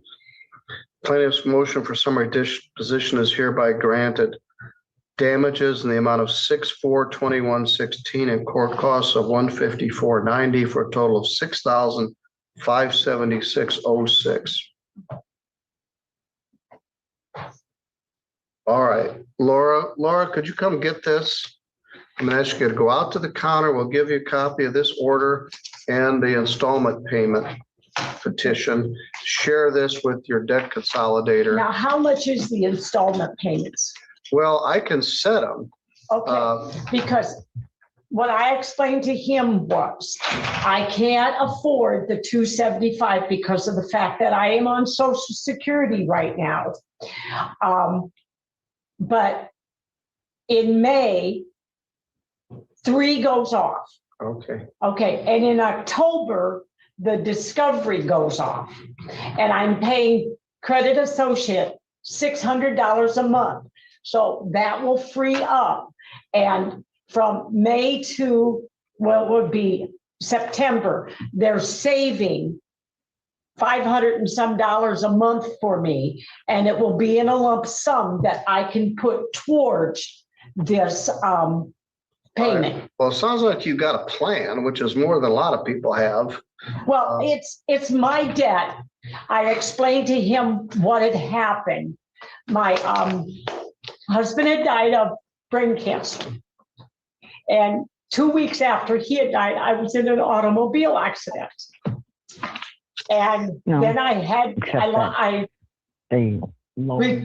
to retire. What did you do? I worked at American Axle. And They're restarting through her. I had fractured my breastbone. And that's what it's been. I chose to retire. I've got some Kleenexes there. So you got a lot going on, and I went down to $1,700 a month. Well, you have Social Security, only no pension? No. You didn't have, only Social Security. You didn't work at American Axle long enough to get a pension? No, I wasn't. Oh, I didn't work there long enough. But if my husband would still be alive, I wouldn't be here. You heard the other people, they lost their job. Yours is, there's no shame in this. Your circumstances changed, but I can supersede what they're asking for and do a lower amount. Well, see, I told him that I could do $100 a month until All October. right, Well, well, it you- would be October. You file that motion for installment payments and I can set it at that amount and we Okay. can make sure you got enough money. And to I pay can your- start in March. It would be in March. All right. Would it- Go out to Okay, the would counter. it be, like directly taken out of my account? We can work that out. Okay, yeah. that's what I want. All right. Okay, Mr. Bears, I think that's a good plan, and I don't think you frankly object to what she's proposing, but you don't have the authority to accept it. So I can supersede it. So I'll be seeing you again on your motion for installment payments.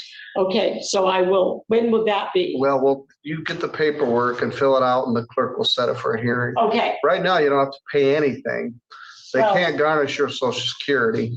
right. Uh, Well, but I'm, like I said, if this is my debt, All right, fair and enough. I know that. And if I would have $6,400, I would have paid cash. I'm sure you would. All right, good luck to you, ma'am. I'm Okay, sorry thank for you. all your hardship. All right, Mr. Beers, we do see a lot of hardship. Some is legit and some isn't, and that is.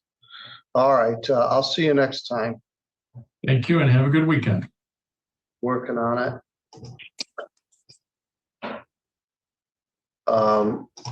Ms. Dixit, let's talk about your case. Ms. Hart, can you hear me? Yes, I can hear you. All right. This is also a motion to set aside, a motion for summary disposition. Parties were put in a breakout room. Ms. Dixit, what's the status? Yeah, Judge, we do have a resolution in form of a settlement agreement.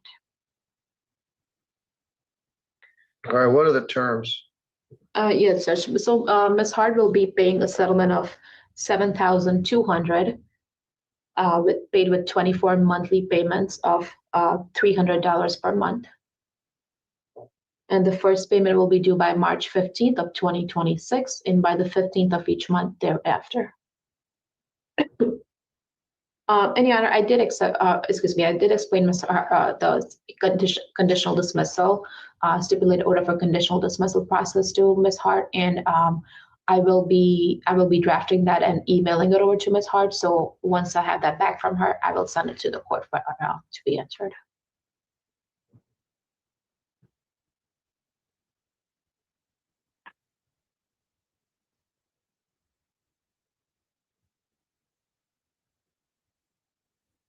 All right, Ms. Hart, let's break that down. Their contention Okay. is they will accept $7,200 as payment in full. That's less than the amount of $9,371 in 24 payments of $300.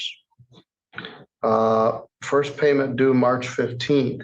They will conditionally dismiss this matter pending this payment plan, and if all the payments are made, they will dismiss it. So Ms. Dixit is going to email you a copy of that conditional order of dismissal. You need to sign it, get it back to her, and then she will file it with me. So I will tickle this 14 days.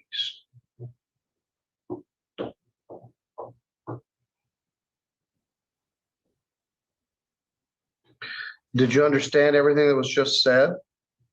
Yes, I do. All right, there is some consideration. They've reduced the debt by about $2,100. And you're going to make payments and they're going to dismiss it. So I'll await that order. When you get it from Ms. Dixit, you return it to her and the matter will be resolved, and I hope it works out. All right, you're good to go. Okay, thank you. Thank you. Thank you, Ms. Dixit. I'll see you next time. Sounds good. Have a good weekend. Thank you. Miss Cleveland, I haven't forgotten you, but I don't know what happened to Miss Bauer.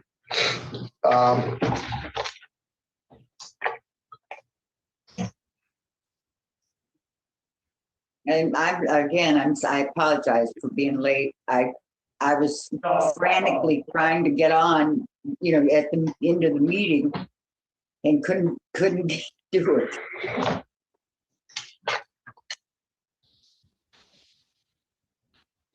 All right, where are we here? We're actually not in too bad a shape. Well, we blocked out an hour for those civil hearings. 1, 2, 3, 4, 5, 6. We finished, one of them was resolved.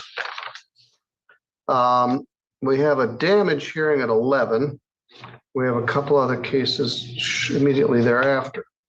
If I could find Miss Bauer, I could see if I could connect her with you.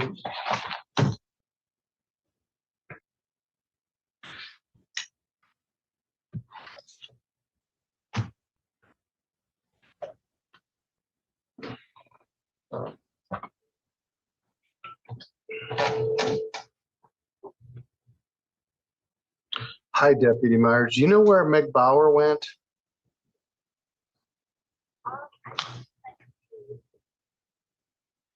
All right, thanks.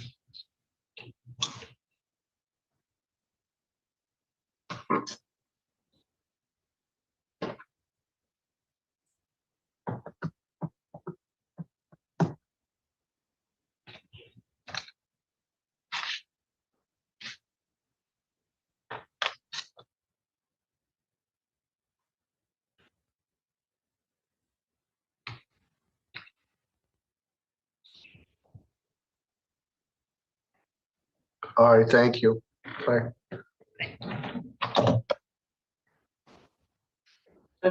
No need to apologize. Mary Cleveland showed up late to her own party.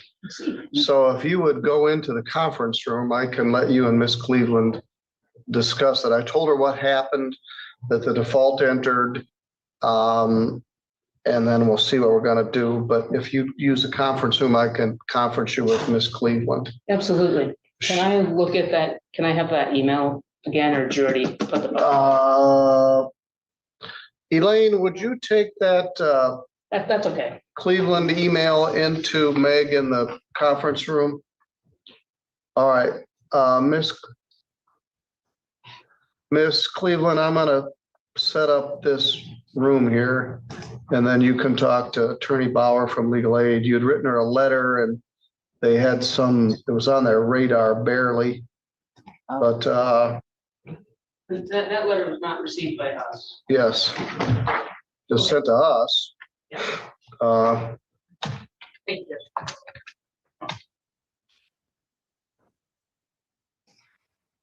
All right, I'm gonna set out a breakout room.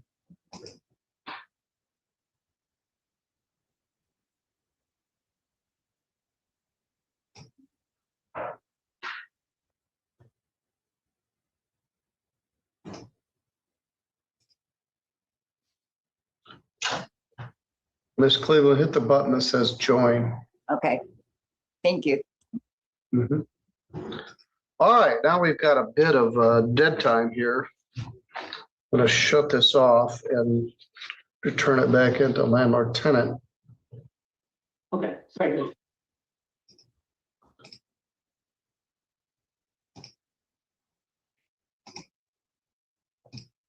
Stop the live stream. We'll be back in about 11 minutes.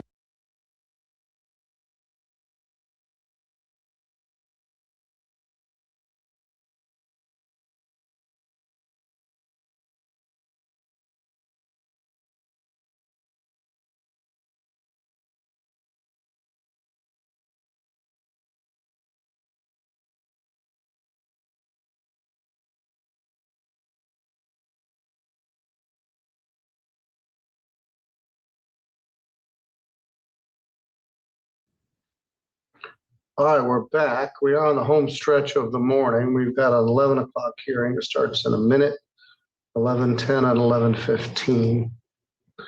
And we'll see how we're doing. As always, we look like a lot on paper, which it is, but we managed to get through everything, which we'll do here also. Stresses me out a little bit.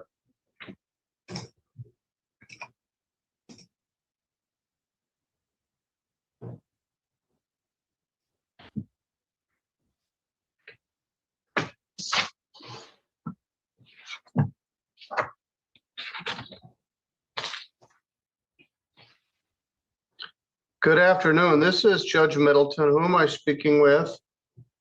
This is Brandy Murphy. All right, Miss Murphy, you're in the right place. Let me give you a name. You're a little early, and that's fine.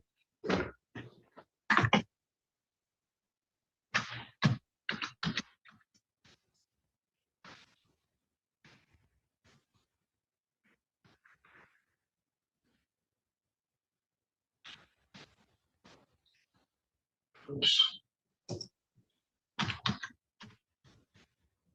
Hi, Miss Murphy, I'm glad you're here. Don't go away. I'm going to put you in the waiting room. Okay. Here's somebody else called Zoom user. Let's see who this is.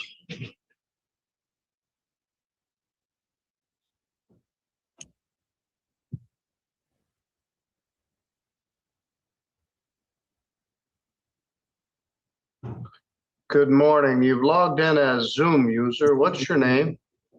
My name is Leslie. I'm calling in regards to Delmer Wood. All right. Well, you're in the right place. Leslie, what's your last name? Leslie Ann.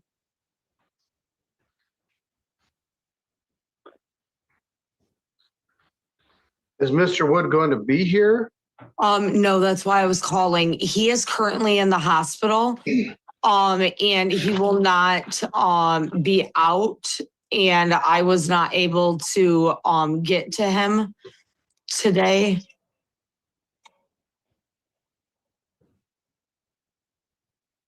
Are you related to him? No. His son is living with me right now while he's trying to clear this matter up. So I had brought him to the last court Murphy is here. Miss Murphy, can you hear me? Yes, I can hear you. All right, Mr. Wood contends that you're living in his garage with Teddy Maines and he wants you to move out. What's your contention? Well, I was living in the house. I've been here for 6 years. Oh, can you hear me? Yes. Hello? Yes, I can hear you. I'm sorry, I had another call come in. I've been here for 6 years. Delmer Wood is my sister, Nicole. She passed away. It's her dad. He brought me in 6 years ago. And since then, I've helped Delmer with bills. I've cleaned up. And well, he wants you to move out. You don't have a lease, but he's not here. He's in the hospital, so I'm going to have to continue this. Do you and Mr. Maines, are you living in the garage?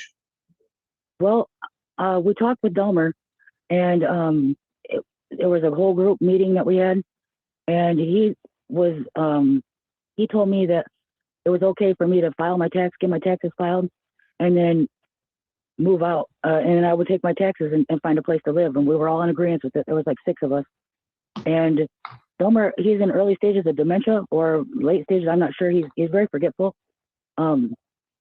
He then went and did. I've been here for 6 years, and I in 1 week got a notice that I had to move, and I've helped pay the bills. I just paid on the electric bill, the $500 bill. I just paid most of my paycheck on that to get it. Well, all right, you can't live in his garage. And I've known him for a long time, and he is having some cognitive issues, but he's not here. I love Delmer. Yeah, so I know. I love I'm going to continue this. Okay. Yeah, I think Delmer's going to have surgery on his heart.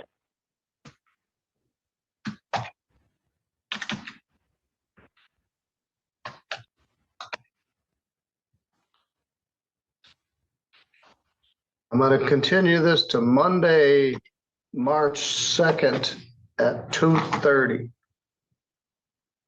Okay.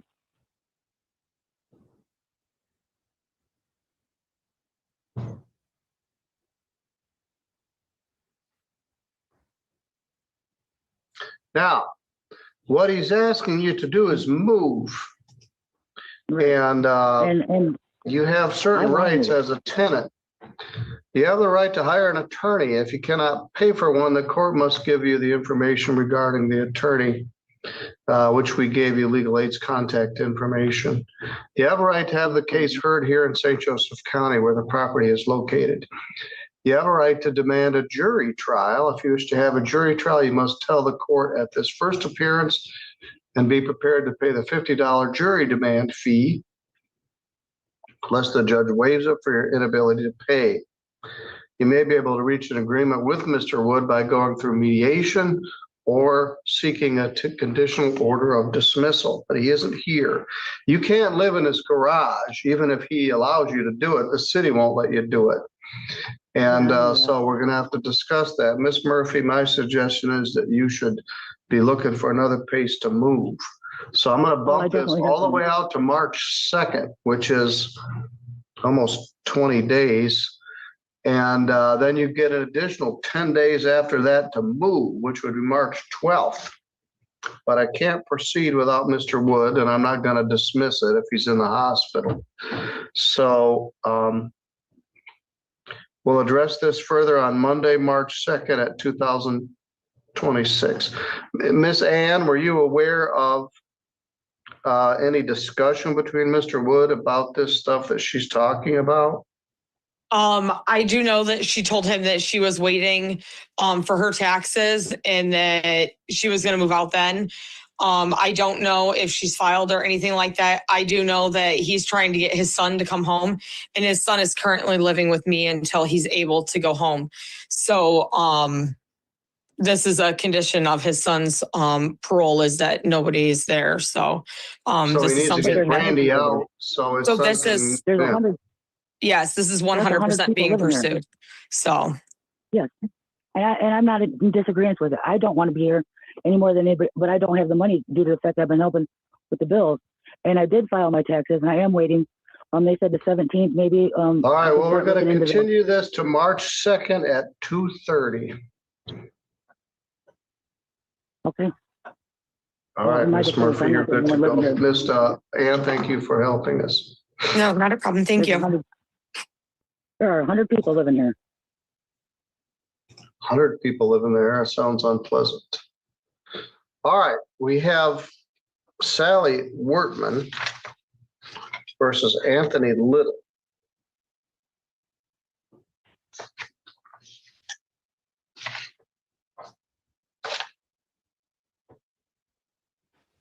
Sally Wortman is present with me in the courtroom.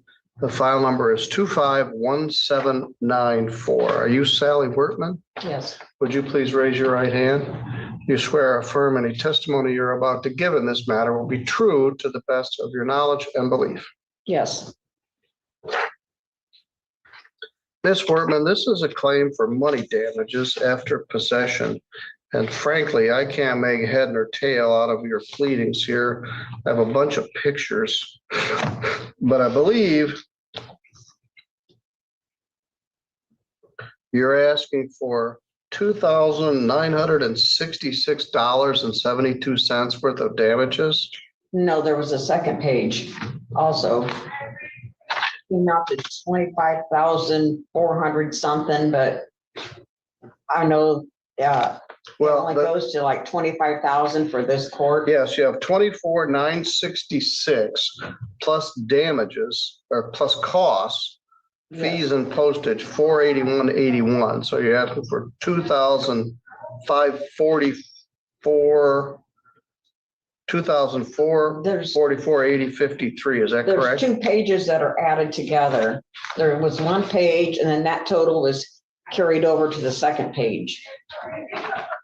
Well, it might make sense to you, but I can't make head or tail out of it. But it appears The clerk, I don't know, did a arrow, put an arrow towards something. Yes. But I've got this like 11,115, 11,329, 11,356. These numbers just keep adding up, and I'm not sure what it is. Yeah. Broken taillight, flat tire, labor. This stuff doesn't go to tenancy of the house. Tax, gas, tires, Glen Oaks, bike endorsement. This doesn't have anything to do with a landlord tenant case. These were things that I had given him money for while he was there. Well, that's not a money damage in a, But the broken window, I mean, he Well, broke so- the window on the house.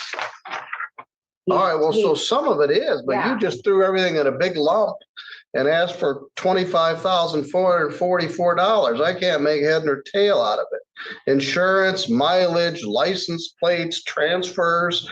He's responsible under a tenancy for rent. Also, we got a call from someone that says he's in the hospital. Are you aware of that? No.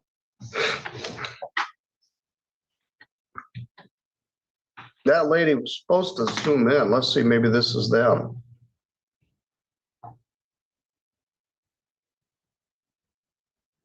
No, that's Randy Murphy. I'm not sure who this is. How you doing today, Judge? Good. What's your name, sir? It's not. My name is McKelty Moore. Okay. And met. Alicia Donnelly, I just want to let you know, Your Honor, she's in the hospital right now. All right, well, we got a lot of it this morning. 3 of them, so don't go away. Okay. I just wanted to let you know why Alicia Donnelly won't be here right now. All right. It's because she got admitted into the hospital. She's going through emergency surgery right now. Okay, that's the 3rd case this morning.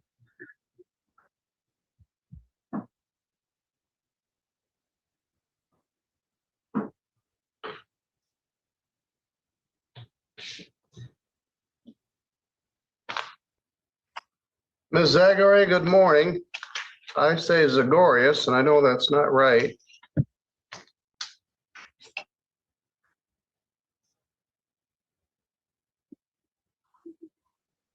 Anyway, Ms. Wortman, you've got this pleading here, and I don't understand it.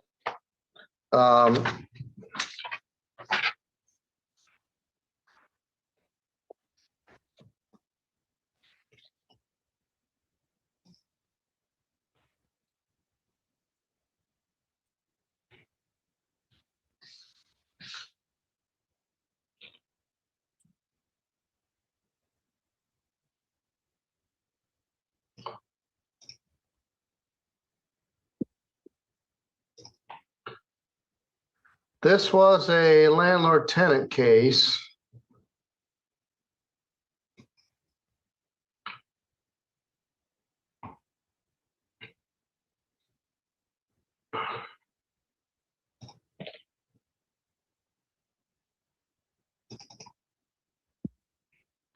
And you filed a summons to terminate his tenancy.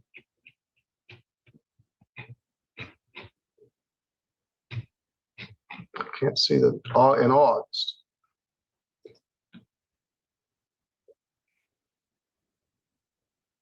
He was evicted. Had to actually get a writ of eviction to get him out. And that was in October.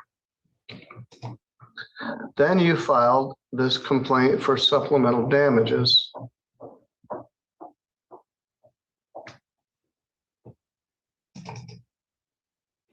In January.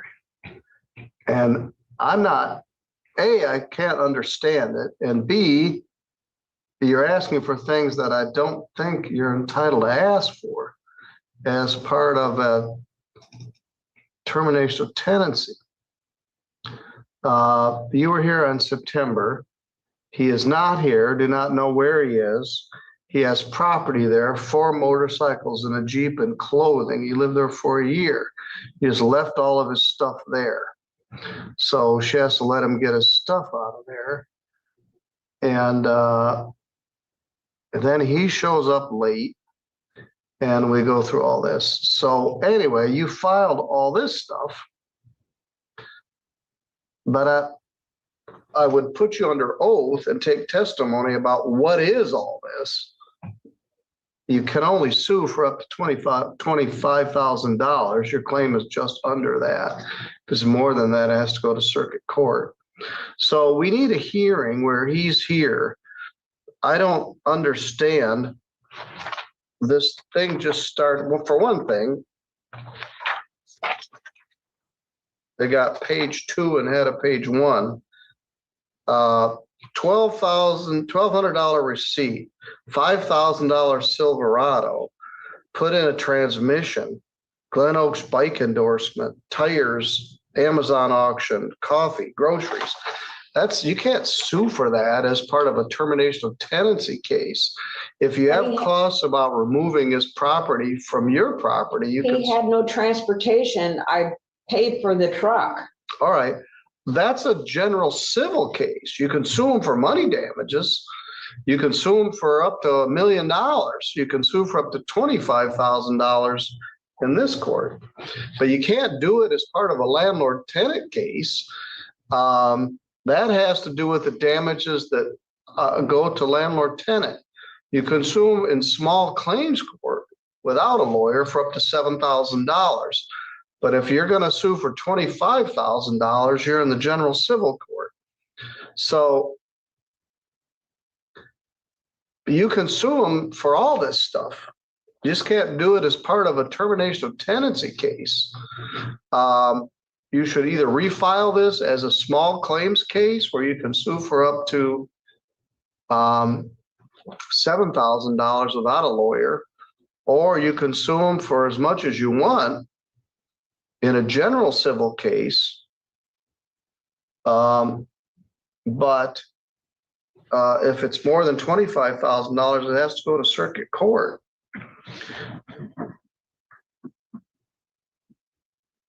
I'm going to dismiss this. Court lacks jurisdiction for these damages under landlord-tenant law. Could I get my material back so I can take it to circuit court? Yes. Okay. Be careful what you ask for. My advice, if you're going to sue him, you sue him in small claims court. You're not going to get $25,000 or $50,000 out of him. If you file this in circuit court, you got to comply with all the court rules, the rules of evidence, the rules of procedure. You got to file a proper summons. You got to file a complaint that shows what these damages are. You don't just throw some spaghetti on the wall, hope it'll stick. But you can do it if you want to. Yeah. And then you can sue in district court for up to $25,000. The rules are much more relaxed in small claims court. Defendant advised to refile as a general civil complaint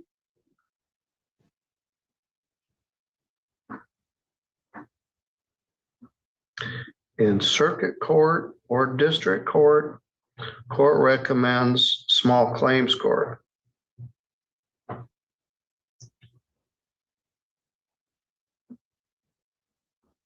But this supplemental damage complaint in a landlord-tenant proceeding is dismissed.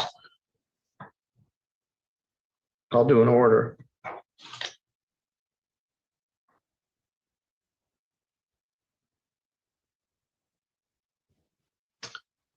All right. Yes, if you want this stuff back, I think we scanned it in, so they can give you your copies back. Please go out to the clerk. All right, you're not dead in the water, but you can't do it this way. All right, you go up to the counter and give us some of your stuff back.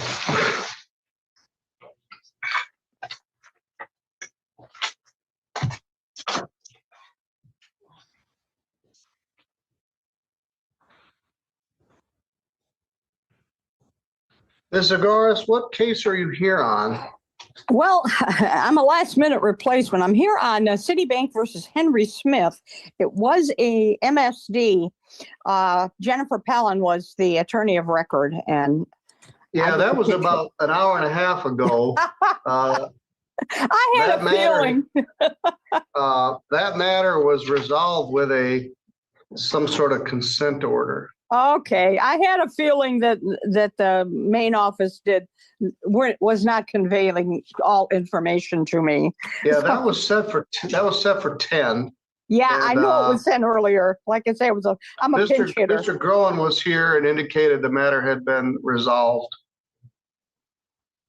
Okay, that's fine. All with me. Thank you very much. Good to go on the rest of your morning. Thank you. All right. Now, Mr. Berlin is here and Mr. Moore is here. All right. This is file 2615LT. It's a Copper Bay Company LLC versus McKelty Moore and Alicia Snotterly. Mr. Moore advised us that it's Moore, I spelled your name wrong. M-O-R-E-R.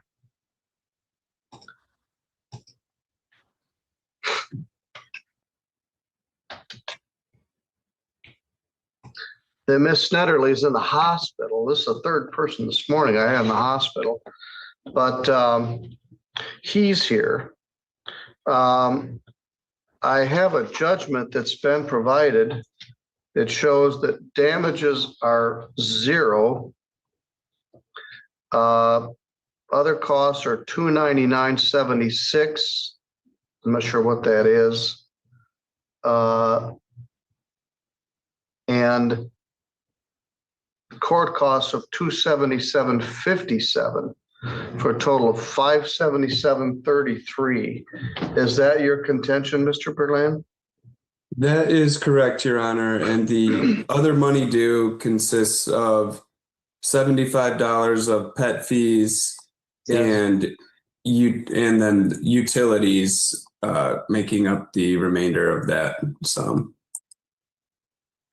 Mr. Moore, it appears you got the rent paid through February and these ancillary costs are left over. Some utilities of $224.36 and a pet fee, $224.76 and a pet fee. And then the cost of filing the lawsuit, the service fee, the filing fee, and the attorney fee. So you don't owe any rent, but you do owe these other costs. What's your position regarding that? I am right now with my girlfriend's being in the hospital. Like I can't go do what I was supposed to be doing. I was doing a side job for a friend of mine, needed some car work done, and I've just been trying to finish you that got up. you got 10 days to pay this. Okay. And even more if they give it to you. So but I am working on getting that paid myself. And I know neighborhoods and Constantine, or I want to say Constantine, down not too far from me. She was supposed to be calling me back this afternoon about payment. All right, we'll share this with them. The rent is 0. But you owe a pet fee and a utility fee and court costs. So the total is $577.33. That is due within 10 days from today, which would be 2/23/26. Partial payment will not prevent the writ of eviction. Acceptance, no money judgment is entered here. And if we get into March or an additional rent, there could be other damage due.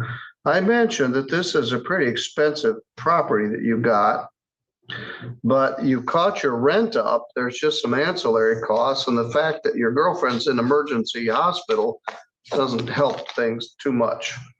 So I'm going to let you go deal with her. What hospital is she in? Three Rivers. All right, you go deal with that. We'll send you this in the She's mail. supposed to be getting transferred into Kalamazoo here soon. Okay, stay in contact with your manager and the Varnum Law Firm in Kalamazoo. This isn't insurmountable. My concern is not about this. My concern is about March's rent. It's going to be due on March 1st. It will be fully B. paid. All right. Well, I'll issue this order. You go deal with your more serious matters and we'll send you this. The total is $577.33 due by February 23rd. And even then, they don't have to evict you on February 23rd. They have for it. So stay in contact with your manager and contact that law firm if you need to speak to them. You go deal with your other problems that are more serious than this. Do you have a number for me to call them? It's right on the pleadings that you're gonna get. 269-553-3519. 269-55.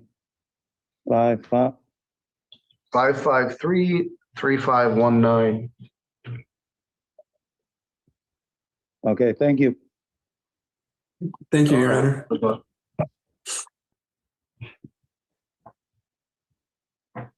All right, hopefully he will get a hold of you and he's not too far underwater here, but that is an expensive house. Yeah. All right. Okay. Thank you.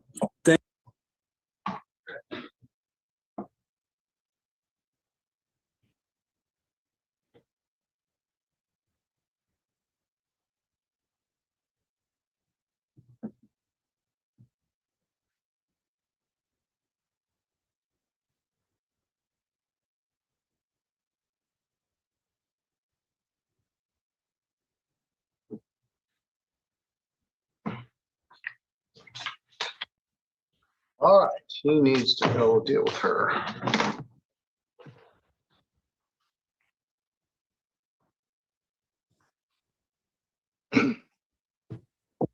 Sorry, Your Honor. All right, You you're said good to go. by February when? February 23rd. All right, then. Thank you. Uh-huh. All right, we'll stop the light.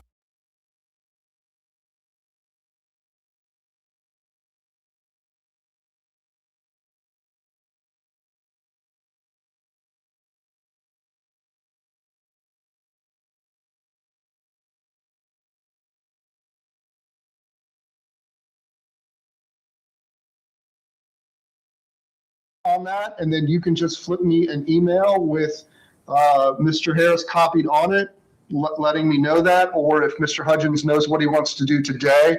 Because of the nature of our thing, you can't lean over and whisper it to him. I get that sort of, but I mean, we don't have to make the decision today unless he says, I want out today, and then I'll defer the rest of his days sometime in the next 90 days. Do you understand all of that, Mr. Hudgens?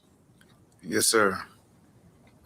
Do you want to take some time to think about it? Do you want to talk to your lawyer, or do you want to let me know now? Okay, so my understanding is I would like to get out today, but my understanding is I have 4 days credited, and my out date would be March the 6th with a little pickup. So what that would give me 18 more days. So I have 20 more days left. Ms. Rose. So let me get my. I mean, I'm not the math guy in the building, but yes, to answer your question, you will have the additional 4 days if that's what you did on litter. They'll send me an email, let me know that. So what I'll do is I'll put down an entry that releases you today, and order that you begin serving the remaining days sometime within the next 90 days. Okay. Thank you, Your Honor. Anything else on that? Mr. Harris, I'll do the entry. Okay, thank you, Your Honor. Okay, and then I probably am not going to put in so we know he has 64 days of jail time credit. I don't know from the litter guys. I'm not saying that I have reason to doubt what you're telling me, but I'll get confirmation from the litter folks before I figure out the final jail time credit. Can I speak? Yeah. Excuse me, Mr. Oda. Yes, sir. Yes, I have more than 64 days. I've now served over 70 days all together. Your Honor, I can do the math when I get back to my office. I had a different calculation, but I can go back and pull all the records and make sure I have all the dates correct. Yes, sir. I turned myself in on January the 5th, and it's the 13th today, so that was 26 days. I did 39 days plus the 26. All right, well, let's, okay. That's right at 70. Well, let's take a minute and see if we can figure this out. So, when did you report to the jail, Mr. Hudgens? You ordered me to report on the 5th. I reported on January the 5th.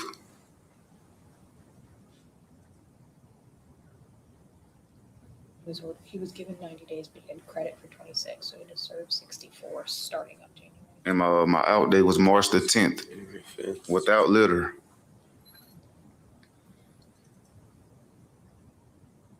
Right, so I mean, if we put you in January the 5th, impose 90 days, credit you 26, that would have meant that you had 64 days in and that your out date is March the 9th.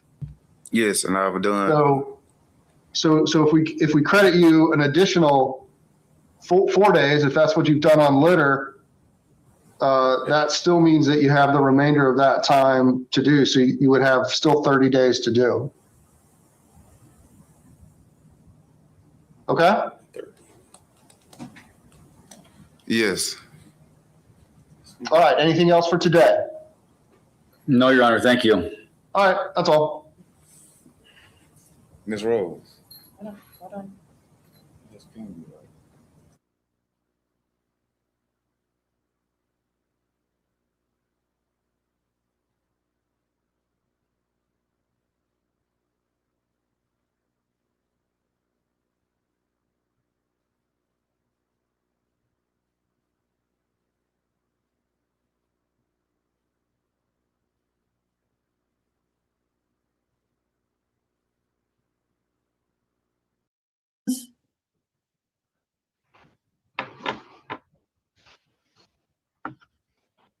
And I'm waiting for a prosecutor to come back, but he's in a breakout room with the defense attorney.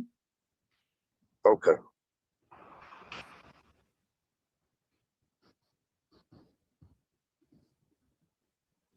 How you doing today?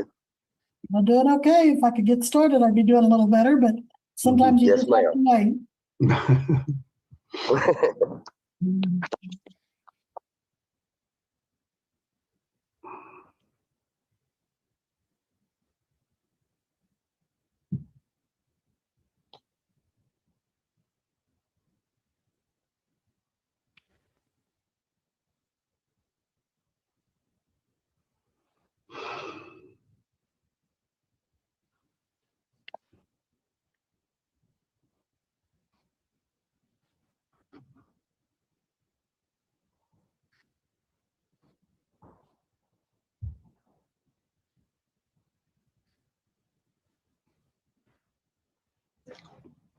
Judge, we could take up Mr.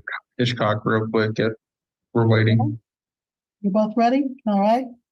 We are on the record in GW 2025 TR 530, State of Kansas versus Derek Michael Dwayne Hitchcock. Please announce appearances. Yeah, let's take Kansas Superior Bond through Assistant County Attorney Paul Redeem. William McClendon for the defendant, Derek Hitchcock, who appears via Zoom from a separate location to counsel. Recommendations or announcements, counsel? Your Honor, at this time, I'd say the defense is going to request a continuance of this matter. The defense had previously sent in, Mr. McClendon's client had previously sent in a verification of insurance. However, that was the incorrect insurance verification, and the correct one, we believe the correct one was provided this morning. So I don't oppose setting this over the next docket to make sure we've got it verified. And if it's verified, then there'll be a plea to the remaining registration violation. All right, Mr. McClendon, is it your request for continuance Yes, Your Honor. with the belief that the defendant has proof that he had liability insurance at the time of the stop on September 26 to 25? Yes, this insurance that was provided just dates back a couple of months prior to the stop. As long as it was valid at the time, it should be good. All right. I will grant the defendant's request for continuance. Missy, when's the next available date? I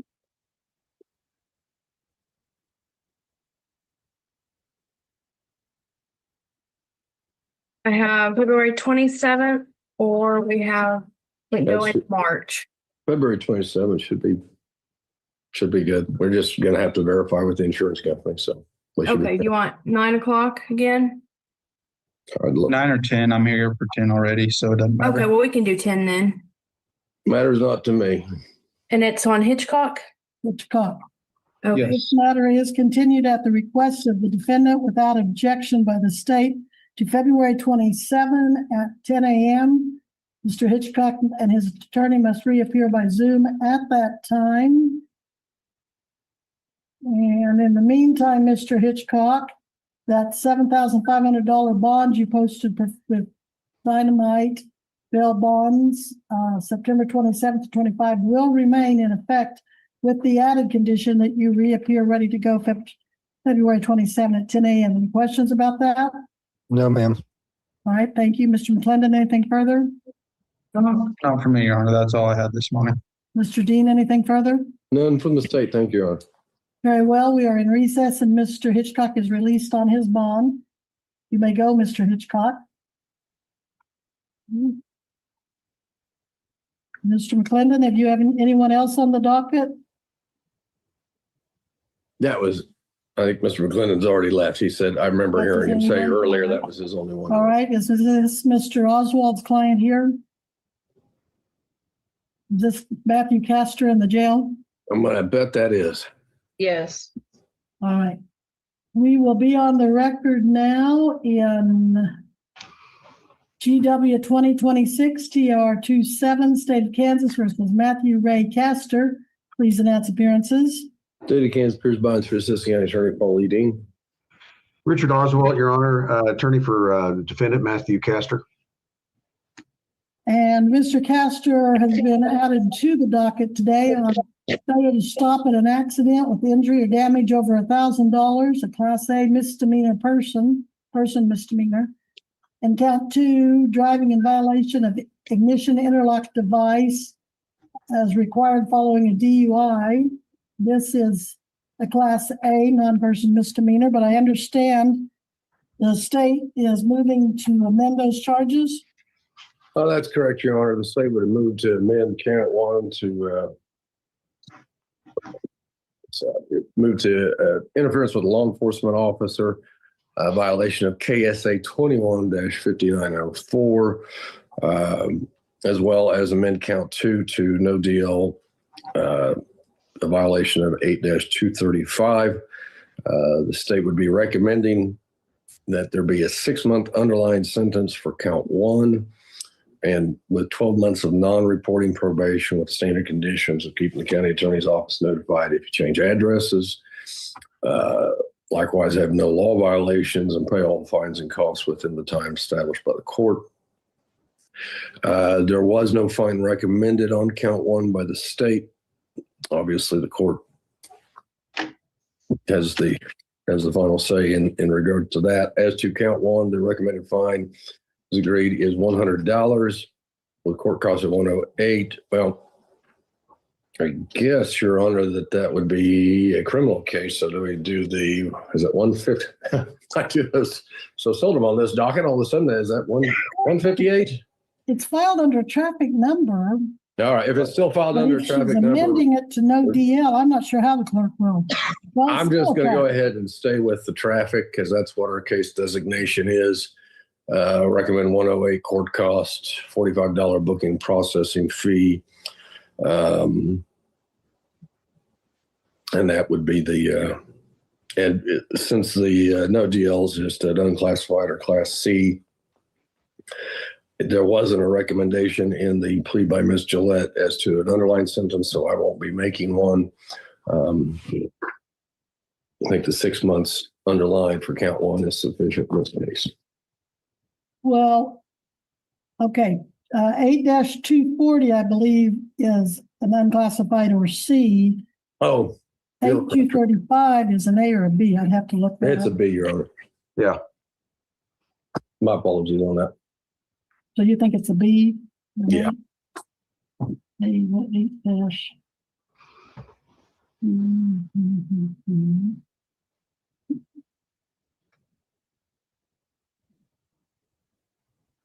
B. 8235 violation is a B. And you're amending to 8235, correct? Yes, Your Honor. Right, so that is a B, and your recommendation, I think you said previously 6 months on each count. Are you recommending concurrent or consecutive? Concurrent. Concurrent, all right. Mr. Oswald, is that consistent with your understanding and agreement? Yes, Your Honor. With Ms. Gillette, we didn't talk about any underlying on count 2, but that's certainly agreeable with us, as stated by the prosecutor.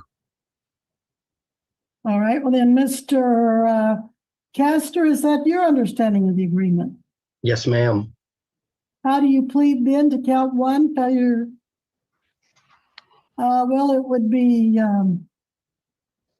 how do you plead to count 1 as amended, interference with the law enforcement officer? Your Honor, I think my client, we had not previously, we talked about pleading. We didn't talk about how pleading. Matt, you can either plead guilty or no contest. My suggestion would probably be no contest based on the discussion with the judge and the prosecutor. Yes, sir. So how do you plead? No contest. How do you plead to amended count 2, driving without your license in possession? No I'm contest. sorry, strike that. How do you plead to driving without a valid license? No contest, ma'am. Right, by pleading no contest, do you mean that you're not going to admit either charge, but you don't want to deny them and take them to trial? Yes, ma'am. Do you understand, even though you're not admitting these charges, you'll most likely be found guilty if the state can offer a factual basis, and we'll proceed with sentencing today? Yes, ma'am. Is anyone making you enter these pleas of no contest today by any threats or promises other than the plea agreement we've heard about? No, ma'am. Now, is anyone forcing you to do this? No, ma'am. All right, and Mr. Dean, you said something previously about Your Honor. factual basis. Yes, unfortunately, none of that was provided to me in writing. My understanding, Your Honor, is the factual basis would be this: that following an accident, which law enforcement was notified by OnStar that Mr. Castor would have been alleged to have left the scene, hidden in the woods near the crash site when he had a duty to remain, thereby interfering with law enforcement's investigation when they arrived, and only after they arrived and had been investigating for some time did Mr. Castor return back to the scene of the accident. And he did not have a valid driver's license. And yes, at the time his driving privileges were expired, therefore he had no deal. All right, I do accept the defendant's pleas of no contest to counts 1 and 2 as amended, as freely and voluntarily given. I find the state has provided a factual basis in support of those non-contest pleas, and do find the defendant guilty of both amended count 1, violation of KSA 21-5904 and KSA 8-235. I will follow the plea agreement for sentencing. At this time, Mr. Castor, on count 1, you are given no fine, but is ordered to serve a 6-month suspended jail sentence. On count 2, a concurrent 6 months jail sentence suspended. In this case, you'll pay a $100 fine, $108 court costs, or $158, whatever the clerk determines that to be. You will be ordered to pay court costs, and you'll be ordered to pay a $45 booking fee. And on that 5904, even though there's no fine, I'm going to order you pay a booking fee of $108 in it and a $45 court costs and $45 booking fee. I thought I am unmuted. Whoever's on a phone that is identified as 1-316-323-0056, you need to mute. You're interfering with this hearing. And I would agree with that and order that. All right, now then, how much time is it gonna take you to pay the amounts owed in these cases? What's the total amount, ma'am? Well, on the one case, it would be 108 plus 45, which would be about 153. And then on the other case, to add to that a fine, it'd be about 253. So 253 on one, if my math is right, and 153 on the other, which is about 406 total. I could for sure have it paid off Friday, maybe today. I don't know how much is in my bank account right now, but I'm probably right about the total amount. All right, well, I'm going to give you 30 days to pay on each, and Miss, if you want to look up a 30-day pay or appear. You're going to, if you don't want to finish, you will get credit for any time you've already served against your sentence of 6 months. But if you don't want to serve the balance, make sure you do not violate your probation. For 12 months from today, you are on a non-reporting probation. You will not have to see a probation officer, but that makes you solely responsible for making sure you comply with that probation, which will have the following conditions. 1, violate no laws for the year. No jaywalking, no speeding, nothing. Yes, ma'am. Violate no laws. Keep the county attorney informed of any changes in address or phone number or contact information. Yes, ma'am. Pay all within the time that you were given. Yes, ma'am.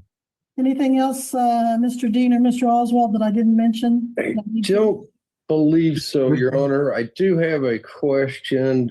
You assessed a fine of $100 on count 2, the no driver's license. I missed whether or not you went ahead and assessed a fine on count 1. I did not. Okay, all right. But I did do the booking fee and the. Yeah, I had it. Just to be clear on the record, I just think the state said that count 2 that the license was expired. I believe he was required to drive with an ignition interlock. So I guess technically his license was, invalid, obviously, for driving without the ignition interlock. But just I think the record shows that he was required to drive with the ignition interlock. I just want to make sure the court was aware of that in taking the plea. I did hear you, counsel, discussing that before we went on the record, but thank you for making the record. Thank you. Thank you, Mr. Oswald. Yeah. All right, if there's nothing further. Did you want to pay or appear date? Yes, please. Yes, please. March 13th at 11. March 13th, 11 a.m. by Zoom. Now you must either have it paid in full on these counts or be back here at that time, sir. Yes, ma'am. If you don't have one or the other done, then you're going to be looking at the bench warrant. And okay, yes, ma'am. A bond, and here we go again. Your Honor, did you give a notice of appeal rights? Did I what? I'm sorry. Provide him with notice of appeal.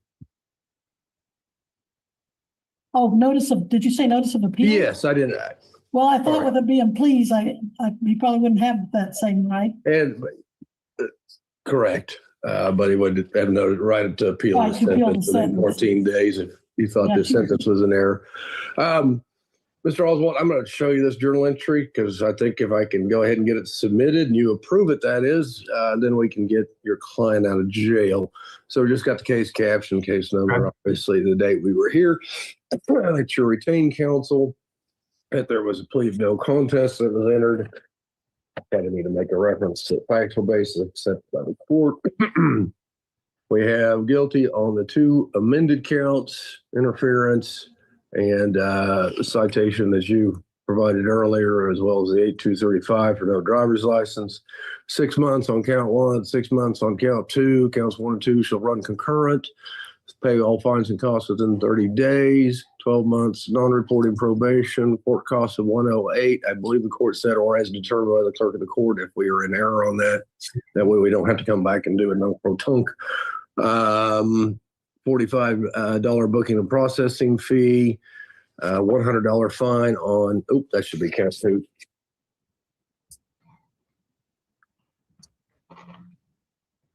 On count $100 fine on count 2. Conditions of non-reporting probation, pay costs and fines within 30 days. If you have not pay or done so, reappear or resume on March 13th at 11 a.m. Okay. Was there 6 months underlying on both? 6 months underlying on both of these? Yes, concurrent. Okay, that's great. That was right here. Client pled no contest, not guilty. That's the only thing that I think you'd mentioned. The guilty plea was a no contest plea. I marked it no contest. Okay, I thought you said guilty. Okay. Yes, that's. Then on the last one,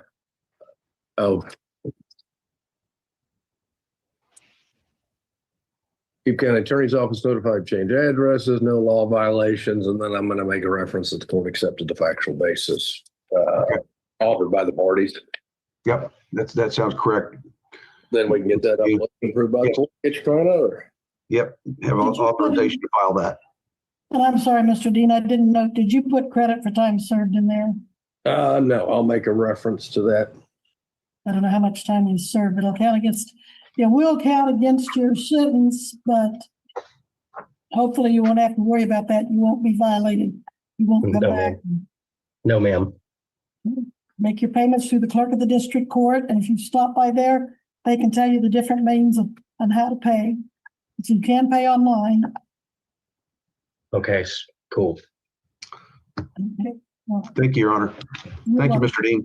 Thank you, sir. Good luck to you, Mr. Castro. Thank you. Mr. Oswald, you're excused. Mr. Castro, you're remanded to the jail to do whatever you need to finish booking out there. Thank you, Judge. Yes, ma'am. Thank you, Judge. So do I need to hold him until I get the journal entry?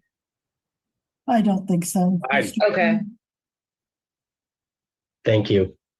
You're welcome. I don't think you usually do. Don't you just usually let him go? Well, usually we have the journal entry before I let them go, typically. Well, why don't you check with your administrator and see what your administration wants? Okay.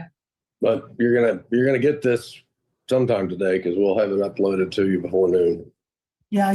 I'll have it out of my office before noon. I'm gonna actually go give it to my assistant right now and have her go ahead and email it down to the county attorney's office so it can be uploaded.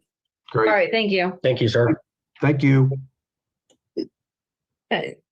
Judge, Yes. I wanted to let you know on the phone is Mr. Kirkman for the bond forfeiture. I was on the phone with him for a good 15, 20 minutes trying to get him connected and he was having problems. So I just gave him the phone number to call.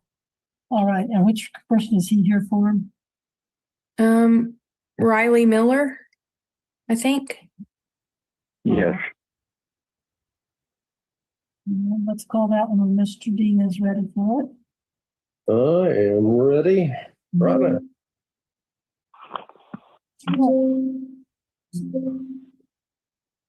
We are on the record in GW 2023 TR 365. You said this is Victor Miller, State of Kansas versus Victor M. Miller. Is that the one you said you're here for, Mr. Riley Miller, Your Honor, I believe. Okay, let me change my nose. All right, strike what I just said about the case number. We are on the record in GW 2025 TR 501. Yes. State of Kansas versus Riley Jocelyn Miller. Holly Dean for the state. Miss Miller, are you present? I'm looking for Riley Jocelyn Miller, who does not appear, nor does her attorney Marcus Blake Cooper, but I understand her bondsman appears by phone. Is that Don Kirkman on here? Yes. All right, Mr. Kirkman, this is a motion or a hearing on the motion for bond forfeiture. What can you tell us about Miss Riley Miller's whereabouts? Okay. First off, Your Honor, I talked to her a couple days ago, and actually I misinformed her. I told her to get a hold of the clerk's office and get a Zoom link. I didn't know that she couldn't do it by Zoom until yesterday when the county attorney told me she had to be in person. Her father called me early this morning, told me that her mother thinks that she is an attorney, knows the law, told her not to go to court because I'd lied to her. I had actually told her I would ask to have her bond reinstated if she came to court. And her mother told her I was lying to her, that she was just going to go to jail. So what I want to ask of the court is that you go ahead and grant judgment on the bond. And I'm asking you if you will give me 30 days to get her picked up and in court and put her in no bond hold on her or something. Well, what does the state have to say to that? Judge, here's what I would recommend. Appreciate Mr. Kirkman's position, but I think it may be a little easier if we just grant Mr. Kirkman a 30-day continuance of this matter, reset it for review at that point in time. And I would move at this point then, based upon Mr. Kirkman's information, to amend the current bench warrant from 5,000 cash or surety to no bond hold.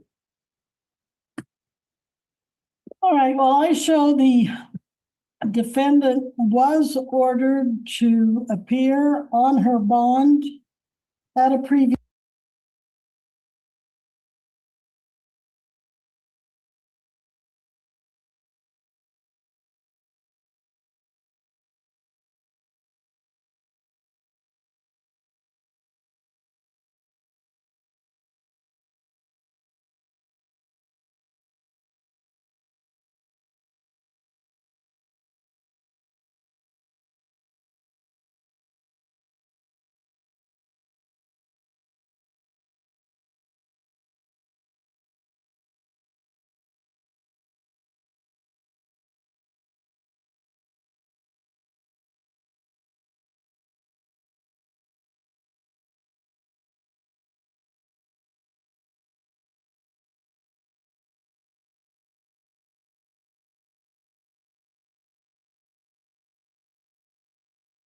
date and that she did fail to appear. Both she and the bondsman were given notice by certified mail. The defendant apparently refused hers according to the return. And now we've been updated by Mr. Kirkman.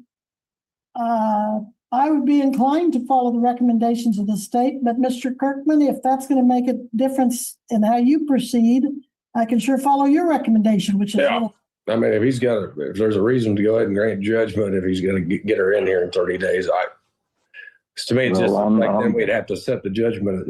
Mr. Kirkman, I'm assuming you will be wanting to not pay that judgment and ask to set it aside then at that point in time. That would be correct. And I'm definitely going to go get her. Well, is there any advantage to you to order one way or the other, Mr. Kirkman? The options would be to just grant you a continuance and not take judgment at this time, and then come back in 30 days to see if you have her. If you don't, then we'd take judgment. Or, now that's my understanding of Mr. Dean's recommendations. My understanding is, or do it the other way, grant the judgment, but withhold enforcement for 30 days.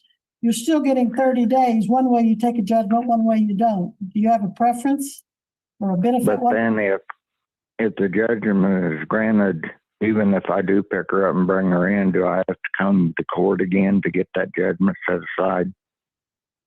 Well, typically, that's why if there's no benefit to your position by having a judgment granted, then I would recommend what you just agree that we'll continue this out for 30 days or modifying the bond, or I believe the court's going to modify the bond to no bond hold until you see the court. And I believe once you deliver her to the jail, you can probably ask the court to, you're not going to be willing to reinstate that bond. So until the case is resolved or the court issues her a new bond. Yeah, Your Honor, I think that I'd be smart to go with Mr. Dean's recommendation. All right. So I'm going to make this at the joint request of the bondsman and the county attorney to continue this about 30 days out to determine the bond issues. But I will modify bond. The new bond will be a no bond hold. So Missy, what do you have about 30 days out for a continuance of the bench or of the forfeiture? March 13th at 9 a.m. All right, we'll give you till March 13th, 9 a.m. That's more than a little more than 30, so hopefully you can find her and get her back here. At 9 o'clock. And obviously, if you've delivered her to the jail, you don't need to appear, Mr. Kirkman. I mean, would there be a reason in your mind, Your Honor, for him to appear? No? Okay. All right, thank you, Mr. Kirkman. You are excused at this time and we'll be in recess on Riley Joslyn Milton. Thank you. Next court, I'll be there in person. Thank Yeah, you, Your Honor. You can always come in person and avoid that telephone Zoom issue. Thank you very much. Both you and Mr. Dean both. You're welcome, Mr. Kirkman. Good luck. Thank you.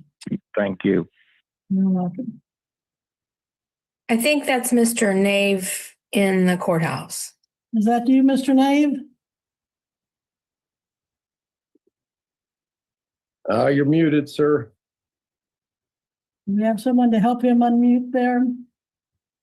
Thank you. You gotta hit that. There you go. Yes, it is, ma'am. Okay, let me see here. Your Honor, my notes indicate that Mr. Nave is applying for a diversion, but that it said that he needed more time.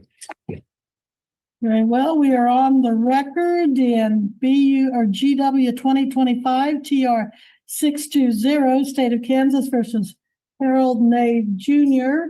Paulie Dean for the state, Harold Nave Jr. in person.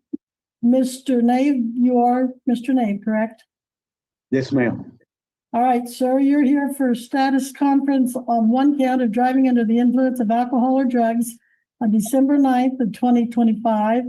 As counsel was just saying, you were going to apply for diversion. Did you apply?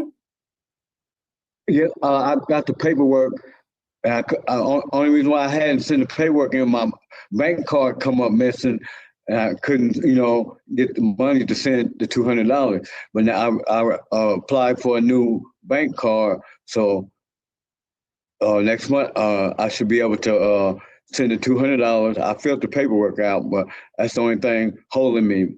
And that's why I'm asking. Plus, I'm going through some issues with Butler County on a situation of a female that was riding in my car was found dead.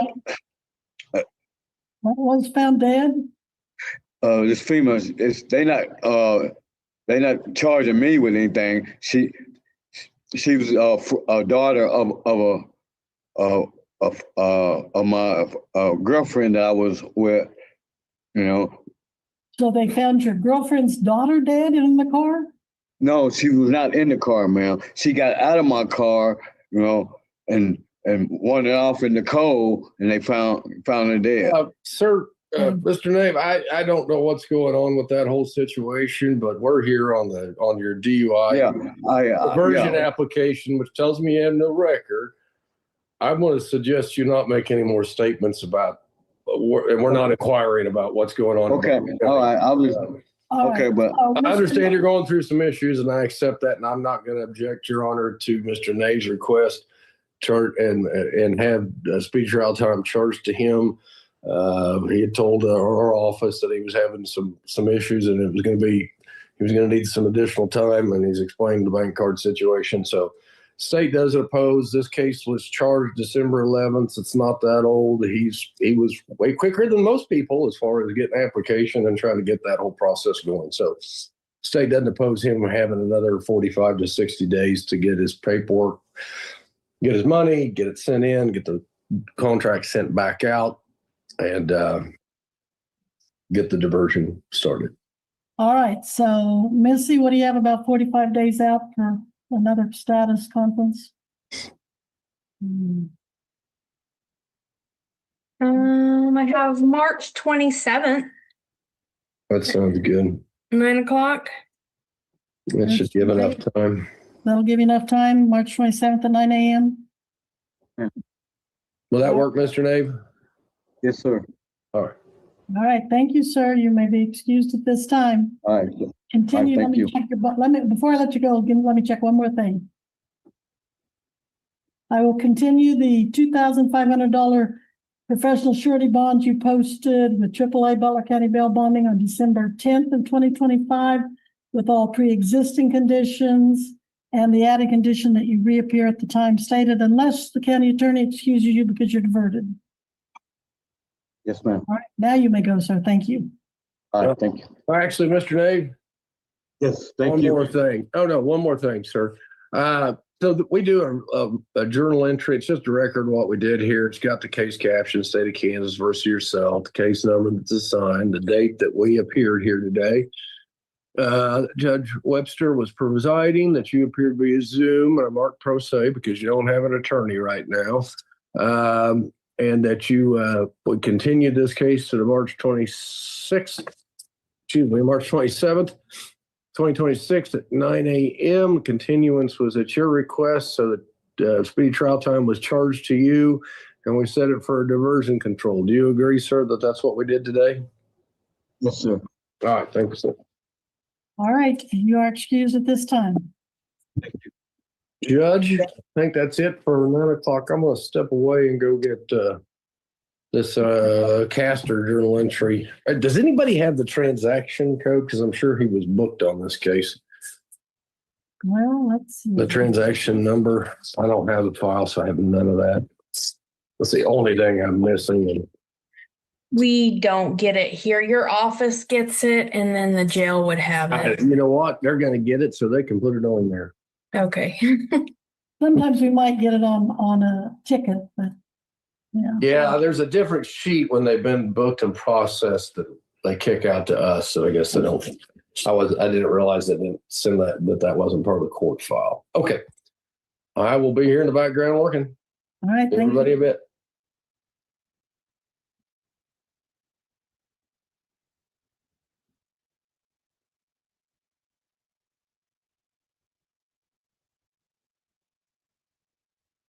I do have one in the waiting room. I'm just going to go ahead and bring him in.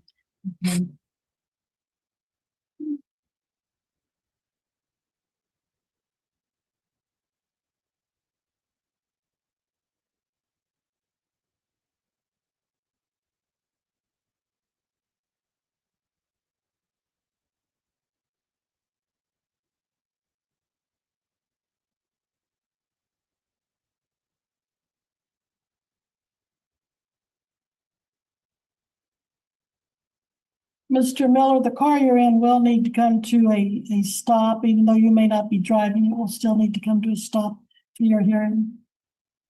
Oh, that's a good stuff. Okay, thank you. Yes, ma'am. Thank you.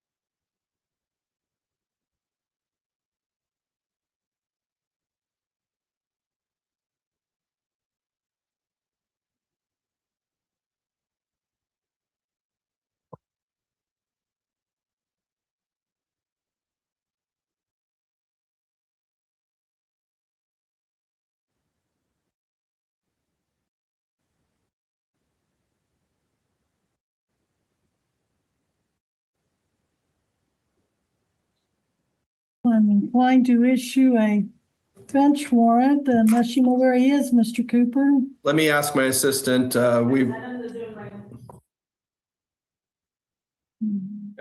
We have sent a Zoom link, Judge. We had an email from the appointment letter that we received, but we have not spoken to him. Recommendations, Mr. Dean? Your Honor, I'm inclined to put this case to the heel of the docket. Give Mr. Cooper's office a chance to call. Looks like there's a phone number on the bond sheet. I'm just saying this because there hasn't been a prior appearance. I guess there was one on when he was pro se. But I know we were also going from Mr. Paul to Mr. Cooper. I want to make sure that there's not been some mistake. So I think it'd be appropriate at least give them the opportunity to place a phone call. We'll do that, Judge, if you're inclined to allow that. So allowed. And then we'll just take it up at the end. Okay, thank you. Okay. Mr. Cooper, are you ready to take up someone else on the docket? You have Victor Miller. He's been waiting. Did you have a chance to speak with him? Judge. And sorry, Judge, also, that's also in light of that, since he received that ticket, he did get his license reinstated, so he's now showing it's valid, so. Victor He Miller. was, yes, Victor Miller, or Mr. Hemrick, excuse me. Oh, okay. All right, well, if do you have someone to call the other defendant, Mr. Cooper, and I will. Yes, I'm going to have my assistant call that number, Judge. Very well. Are you ready to take up Victor Miller then? He is on the screen. Yes, you're ready, Your Honor. All right, we are on the record in GW 2023 TR 365, State of Kansas versus Victor M. Miller. Please announce appearances. State of Kansas appears by and through Assistant County Attorney Paul Dean. Your Honor, Blake Cooper on behalf of the defendant Victor Miller, who appears in person. How does he wish to proceed to these charges of speeding 72 and a 50 and driving while suspended? Judge, in speaking to Mr. Dean this morning, we've looked into some things for Mr. Miller that I need to speak to him about. I had a phone conversation with Mr. Miller yesterday. I've just obviously been appointed in this case. I think there's some things we can do to get this case resolved. We are asking for April 24 at 10 a.m. And I will talk to Mr. Miller and see what we can get done. Any objection to continuing this to April 24th at 10 a.m., Mr. Dean? No, Your Honor, because quite honestly, as I look through the file, I do not see that we've received certified driving records from the state of Tennessee, which is the issuing jurisdiction for his license. So that time frame is appropriate to make sure that both sides have what information they need so we can resolve this. And Mr. Cooper and I have spoken about a particular issue that looks like maybe Mr. Miller can address and would help resolve this case in that meantime. Very well, Missy, can we do that April 24th at 10 a.m.? Yes. Well, this is continued at the request of the defendant without objection to April 24th at 10 a.m. Mr. Miller, you will be continued on the cash bond of $2,500 you posted October 30th of 25. All conditions will remain on that bond, plus you'll have the added condition of reappearing April 24th at 10 a.m. by Zoom again. Yes, ma'am. All right. Any questions about what I've ordered today, Mr. Miller? No, ma'am. All right. Make sure your attorney has all your contact information at all times. Yes, ma'am. All right. We'll be in recess. Mr. Miller, you're excused from today's hearings.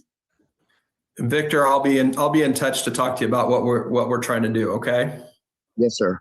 All right. Thanks. Thanks.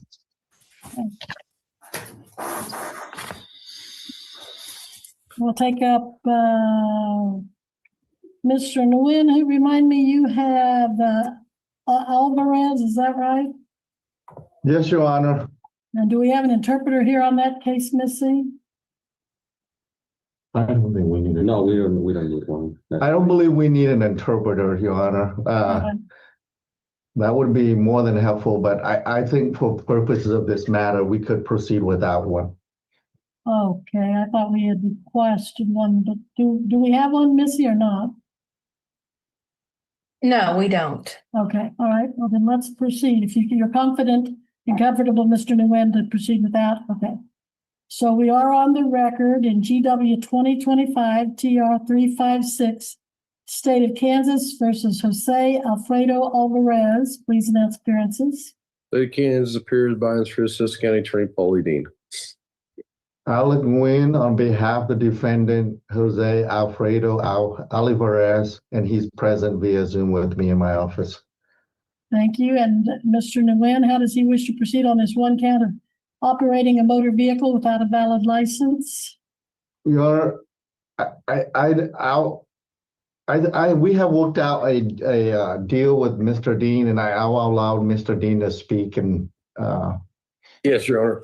Thank you, Mr. Nguyen. Your Honor, Mr. Alvarez has a license back. Therefore, the state would be, come on, double check the citation, Your Honor. There was just one citation for 8-235. So there wouldn't be any companion charges. State would be moving to amend that to 8-244 violation. There was no prior history to speak of, so the state would be requesting a $100 fine, court costs, and he was booked and processed a $45 booking processing fee. A 30-day control sentence suspended for payment of costs within the appropriate time as set by the court, along with 6 months non-reporting probation, with the condition of being that he keep the county attorney's office notified of his address during that 6-month time period, that he have no law violations, and that he pay and appear as directed. And that is your agreement, Mr. Nguyen? yes, Your Honor. And that's your agreement, Mr. Alvarez? Yes, ma'am. So how do you plead to the amended charge of operating a motor vehicle without your license in your possession in Greenwood County, Kansas on July 18th of 2025?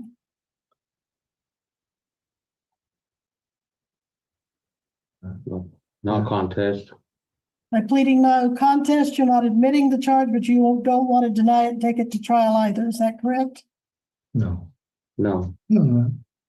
Now, maybe I asked you a complicated question. You don't want to admit it, right? I'll let you know. But you don't want to take it to trial either. Is that correct? Yes, guilty. Whoa, hold up. How's he pleading, Mr. Nguyen? Your Honor, the defendant's going to plead not guilty, but you could find him guilty but because he's not going to contest the charges. So, All right. So Mr. Nguyen, amended charges. my apologies, Your Honor. Go ahead. I ask you a question. Maybe it'll help cut through on this. Mr. Nguyen, I think you said not guilty, but I believe you meant no contest is what you want. This is a plea you want to enter on behalf of your client. Would you also agree that based upon the facts and circumstances of the case, if unrebutted to the trier of fact, that the citation on the officer's narrative would be a sufficient factual basis for the court to accept and make a finding of guilt?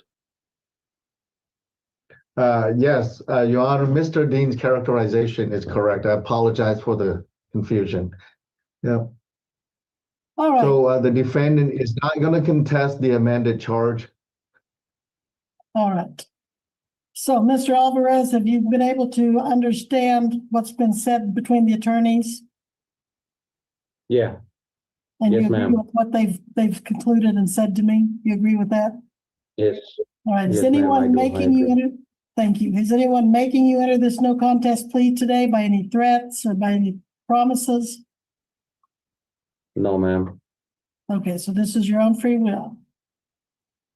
All right, I find the defendant is knowingly and voluntarily entered a no contest plea to amended 8-244, no driver's license in possession. I will follow the plea agreement, finding the defendant guilty by fining him $100 and assessing $108 in court costs and $45 in booking fees. Counselor, you're retained, aren't you, Mr. Nguyen? Yes, Your Honor. All right, so I don't need to address attorney fees. You work that out privately between yourselves. I will order a 30-day jail sentence suspended. So, Mr. Alvarez, if you don't want to serve 30 days in jail, you need to comply with a 6-month non-reporting probation.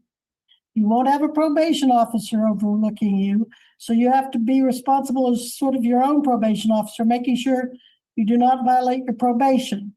Condition number 1 is do not violate any laws of any kind for the next 6 months. So make sure you don't violate any laws. Condition Yes, number ma'am. 2, keep the county attorney informed, and I would say your attorney as well, of any change in your address, phone number, or other contact information. And then number 3, you'll need some time to pay this, do you need some time to pay the amount owed? It's 100 plus 108 plus 45. It'll be 253, I think is what we're at. It is 253. How much time would you need to pay that, sir? If I can pay today, I will pay today. That's fine. Let's see. Where are you folks located? In Wichita? Yes, ma'am. If you're going to pay today, you'll have to pay directly to the clerk or wait until the journal entry is on file if you want to file online. That'll be later today. Should be later today. Check later. Could be today. Monday. All right. Okay, because we need to get that journal entry on. Your Honor, I'd suggest we just set this for 30-day, pay or appear within 30 days. Missy, what can you give us in a 30-day pay or appear? March 13th at 11.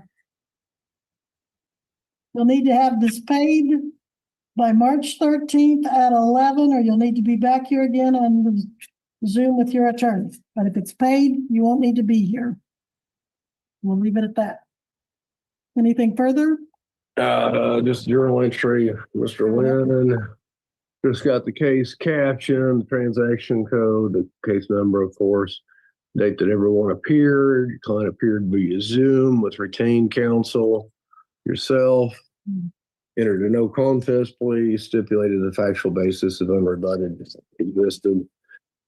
Guilty to, court found guilty, or your client guilty to an amended count, no driver's license in possession, 8-244, 30-day controlling sentence, suspended for payment of costs and fines within 30 days of today's date, 6 months non-reporting probation, 108 court costs, $45 booking and processing fee. Court assessed a $100 fine as agreed. Conditions of non-reporting probation, pay or appear within 30 days, that being March 13th, 2026 at 11. And keep a county attorney's office notified of any address changes, no law violations. Is that accurate?